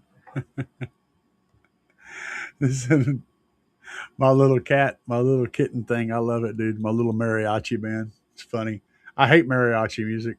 That's why I find it so funny. Uh, Everybody appreciates a big taco. Um, Got a CEO. Is that all ran on stock alt and main battery? I'm not sure what. Okay, he's making a reference to another statement. I'm just going through here. One should be careful with street tacos. One should always be mindful of street tacos. Absolutely. Dear last on the hood. Yeah. Okay. Catching up. My bad. Wife wanted to hang out when I got home from work. Hey, man. Wifey has way, way, way a higher importance level than I do. So whatever you do, absolutely hang out with wifey. Wifey's way more important than me. You could always watch the show retro, right? You could always watch it afterwards and see what happens in this crazy place. And I have no issues with any of that. But guys, I do have company over tonight, so we're not going to be doing a 5-hour show tonight. We are going to call it good. And before I leave, though, I'm going to play the intro one more time for those who may have missed it. This is my Tahoe in multiple different levels of build, but I'm going to play this one more time just for those of you that missed it on the start of the live show.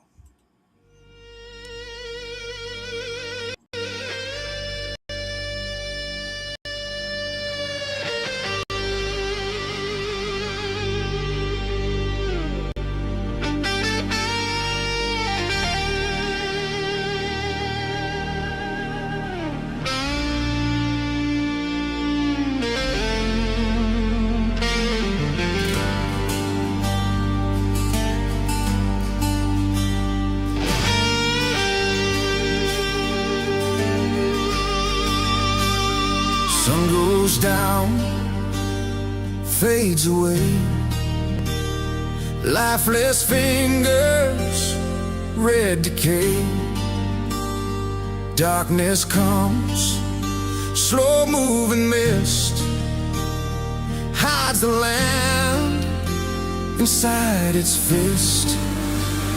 The riders come, sworn to obey, to chase the colors from the day. They ride on through with a thunderous sound, shakes the mountains and cracks the ground. Power, can you feel that power? It's not rolls in with the witching hour. Power, can you feel that power across the land? Can you feel that power?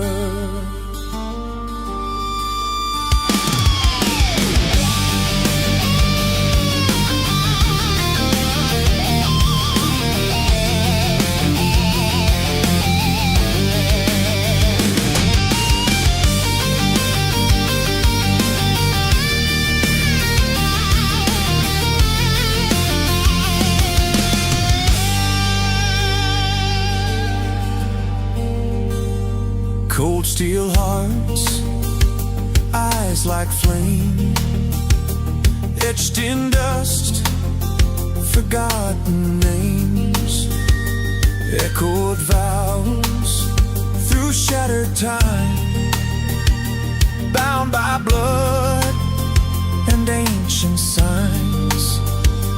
Engines howl like beasts unchained, blackened skies ignite the rain. Every step, the shadows cower when the ground bows to rise in power. Power, can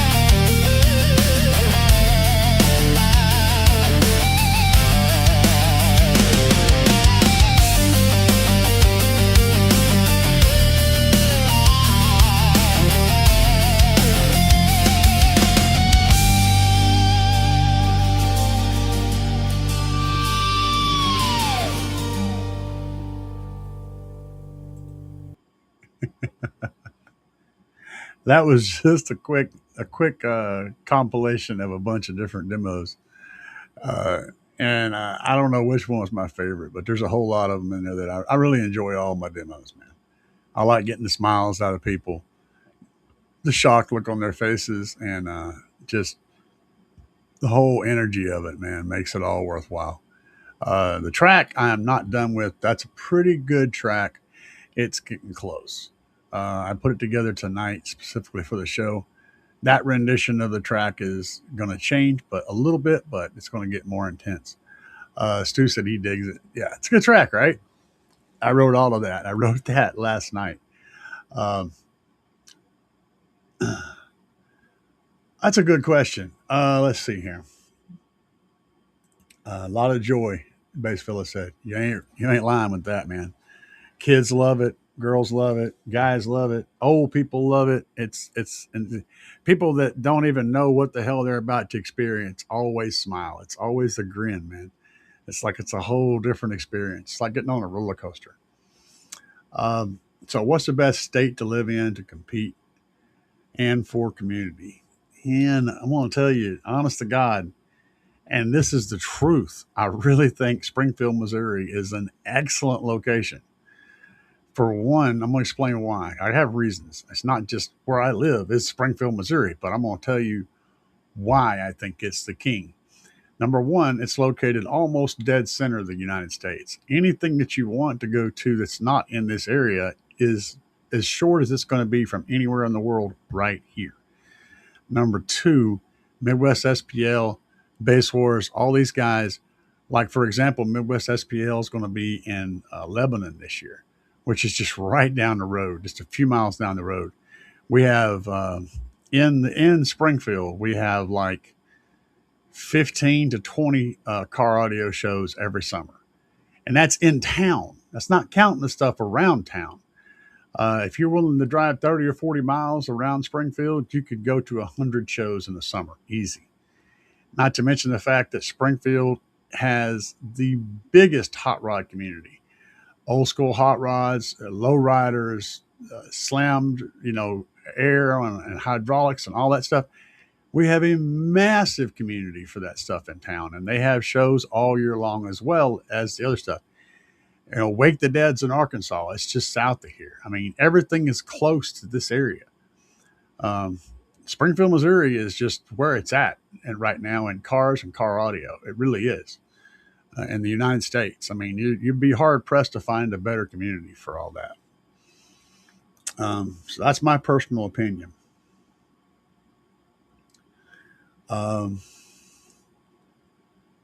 People in St. Louis, yeah. Base Phyllis said Greenland. I don't know about Greenland. I ain't never been there. I know it's white. Iceland's green and Greenland's white. That always made me laugh. Yeah, it's like you drive on a parkway, but you park in a driveway. Figure, right? Dead center of the U.S. All right, guys. It has been a good night. And now it's another time, to get the duck out of here. Peace, guys.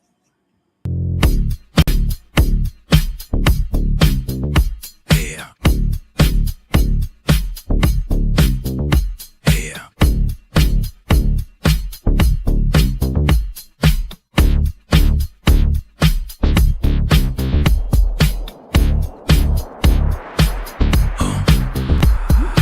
Out here banging up and down the street, slamming it to the ground. Big subwoofers are getting loud. You can feel the booming sound. Getting ready to go. Got it shined up for the show. Power's charging, amps are amping, gonna let the woofers blow. Another one bites the dust. Another one bites the dust. And another one goes, and another one goes, and another one bites the dust. We got more at home. Another one bites the dust.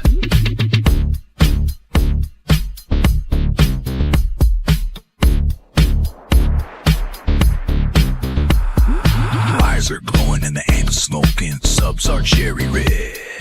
Let me keep jamming, gotta keep the bass slamming, gonna go hard till they're dead. Full power, gotta let it go. 20 hertz in the floating air.